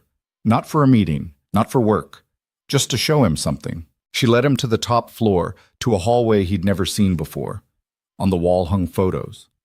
William Hale through the years, building the company, shaking hands with clients, standing next to the Mustang that Ethan had restored. Victoria stopped in front of a new photo she'd just hung. It showed her at the Metro Transit contract signing. But next to her, barely visible in the background, was Ethan. He was in his work clothes, grease still on his hands, clearly having just finished maintaining one of the fleet vehicles. "I almost cropped you out," Victoria said. "Kept it professional, just me and the clients. But then I realized," she touched the frame, "you're part of this story, part of what saved this company. And I don't want to hide that. Don't want to pretend I did it alone. You didn't need me. You would have won anyway. Maybe, but it would have been lonely. And I'm tired of doing things alone." Victoria took his hand. "My father built this company because he wanted to prove you could succeed without compromising your principles. I've spent 4 years trying to honor that, but I forgot the other part." "What part?" "That success without people you love to share it with is just expensive loneliness." She turned to face him. "You remind me that there's more to life than boardrooms and contracts. That sometimes the most important thing you can do is show up for the people who matter." Ethan pulled her close. "You showed up for me too, that night at the diner. Every time you drove to Garfield, even though you were exhausted. Every science project with Lily. You showed up." They stood in the hallway surrounded by photographs of a company built on principles and determination. And Ethan understood something fundamental about Victoria. She wasn't just fighting to preserve her father's legacy. She was fighting to prove that kindness and strength weren't opposites, that you could be successful without being ruthless. That building something that mattered meant building it the right way, even when the wrong way was easier. 6 months later, on a September afternoon warm enough to feel like summer, Ethan and Victoria got married in the Boulder facility garage. Not in the main building or some fancy venue. In Building C, surrounded by the vehicles Ethan maintained and the team that had become family. Lily was the maid of honor, wearing a dress she'd picked herself and carrying flowers she'd grown in Mrs. Chen's garden. Tom officiated, looking uncomfortable in a suit, but grinning the whole time. The entire Hale International team was there, along with Ethan's customers and half of Garfield. It was small and imperfect and absolutely them. When Tom asked if anyone objected, Lily loudly said, "If anyone objects, I will fight them," which got the biggest laugh of the day. Ethan and Victoria exchanged vows they'd written themselves. Victoria promised to actually sleep occasionally and to remember that some things mattered more than work. Ethan promised to keep reminding her when she forgot and to never stop showing up. "I was alone for so long," Victoria said, tears streaming down her face. "I built walls because it was safer than getting hurt. But you—" She looked at Ethan. "You showed me that walls don't protect you. They just keep out the people worth letting in. Thank you for being stubborn enough to climb over mine." "I was alone too," Ethan said. "After Sarah left, I convinced myself that small was safe. That if I didn't want anything bigger than my shop and my daughter, I couldn't be disappointed. But you showed me that wanting more isn't the same as being greedy. That letting someone in isn't weakness. It's the bravest thing you can do." They kissed while everyone cheered. Lily threw flower petals everywhere. Mrs. Chen cried happy tears. And somewhere in Denver, Westfield probably choked on his expensive wine, which made the day even better. The reception was held in the parking lot with food trucks and string lights and music playing from someone's Bluetooth speaker. It wasn't fancy, but it was real. And that mattered more than any expensive venue ever could. Late in the evening, after most guests had left, Ethan found Victoria sitting in her father's Mustang. She was in her wedding dress, makeup smeared from happy tears, looking absolutely beautiful. "You okay?" he asked. "Yeah, just thinking about my dad, wishing he could have been here." "I think he was, in his own way." "Yeah," Victoria smiled. "He would have liked you, would have appreciated that you're honest, that you don't care about status or money or any of the things most people care about. I care about you, and Lily, and having enough coffee in the morning." "See? Priorities. She patted the seat next to her. Come sit. They sat in the Mustang while the party wound down around them. Lily was dancing with Mrs. Chen. Tom was telling stories to anyone who'd listen. The Boulder team was taking selfies with the newlyweds' car. I never thought I'd get this, Victoria said quietly. A family. A partner who sees me as a person instead of a title. A daughter. She stopped, emotional. Lily told me yesterday that she wants to call me Mom, if that's okay with both of you. Ethan's throat tightened. What'd you say? I told her I'd be honored, that I've felt like her mom for months now. I just didn't know if I had the right to claim it. Victoria looked at him. Was that okay? Yeah, it's more than okay. Ethan took her hand. Sarah's still her mother. Nothing changes that. But you've been here, showing up, loving her, that matters. I do love her. So much it scares me sometimes. Welcome to parenting. It's terrifying. Victoria laughed. Good thing I have you to help me figure it out. They sat in the Mustang until Lily came running over, demanding they cut the cake before it melted in the heat. They climbed out and rejoined the celebration, and Ethan felt something settle deep in his chest. This was his life now. Not small, not limited, not playing it safe. This was choosing to show up, choosing to try, choosing to believe that sometimes the most extraordinary things come from ordinary moments where you do the right thing without calculating the cost. A year later, Victoria gave birth to a boy they named William after her father. He had Victoria's eyes, and what Ethan swore was already his stubborn personality. Lily was obsessed with her baby brother, constantly wanting to hold him and teach him things he was way too young to understand. He needs to know about ocean currents, Lily insisted. He's 3 months old, Ethan said. So? It's never too early to start learning. Victoria just laughed and let Lily explain marine biology to a baby who mostly just wanted to sleep and eat. Hale International continued to grow. Victoria balanced CEO responsibilities with being present for her family, finally learning that having both was possible if you were willing to let go of the illusion that you had to do everything alone. Tom ran operations with the same steady competence he'd always shown, and Ethan expanded his fleet maintenance to other companies, building something bigger than his small shop in Garfield while keeping his roots firmly planted there. They split their time between Garfield and Denver, never quite belonging fully to either place, but building a life that worked because they'd built it together. Some evenings, Ethan would find Victoria in the garage, sitting in the Mustang, talking to her father like he could hear her, telling him about the company, about her family, about how she'd finally learned to fight for what mattered without losing herself in the battle. You were right, she'd say to the empty air. Building something the right way is harder, takes longer, costs more. But it's worth it, because at the end, you have something that actually matters. And Ethan, watching from the doorway, would think about that night at the gala, about the choice to stand up when everyone else sat down, about how the smallest acts of kindness can ripple outward in ways you never expect. He'd been a mechanic from Garfield. She'd been a CEO from Denver. They shouldn't have worked, but they did, because they'd both been brave enough to try. Years later, when Lily was 16 and asking for college advice, when William was learning to read, when Victoria's hair was starting to show silver at the temples and Ethan's hands were permanently stained with grease no amount of scrubbing could remove, they'd sit together on their porch and talk about that night. What if you hadn't stood up, Victoria would ask. What if you just let security take me? Then I would have missed out on the best thing that ever happened to me, other than Lily. I'm right here, Lily would call from inside, and I can hear you. They'd laugh, and Victoria would take Ethan's hand and say what she'd said 1,000 times before. Thank you for seeing me, for showing up, for reminding me that I was never alone. And Ethan would say what he always said back. Thank you for walking through that blizzard, for being too stubborn to quit, for choosing us. Because that's what it came down to. Not grand gestures or perfect moments, just two imperfect people who kept choosing each other, every day, even when it was hard, especially when it was hard. And in the end, that was enough. More than enough. It was everything. The snow that had fallen the night of the gala had long since melted, but what had been built in its wake, the family, the love, the life they'd created together, that remained.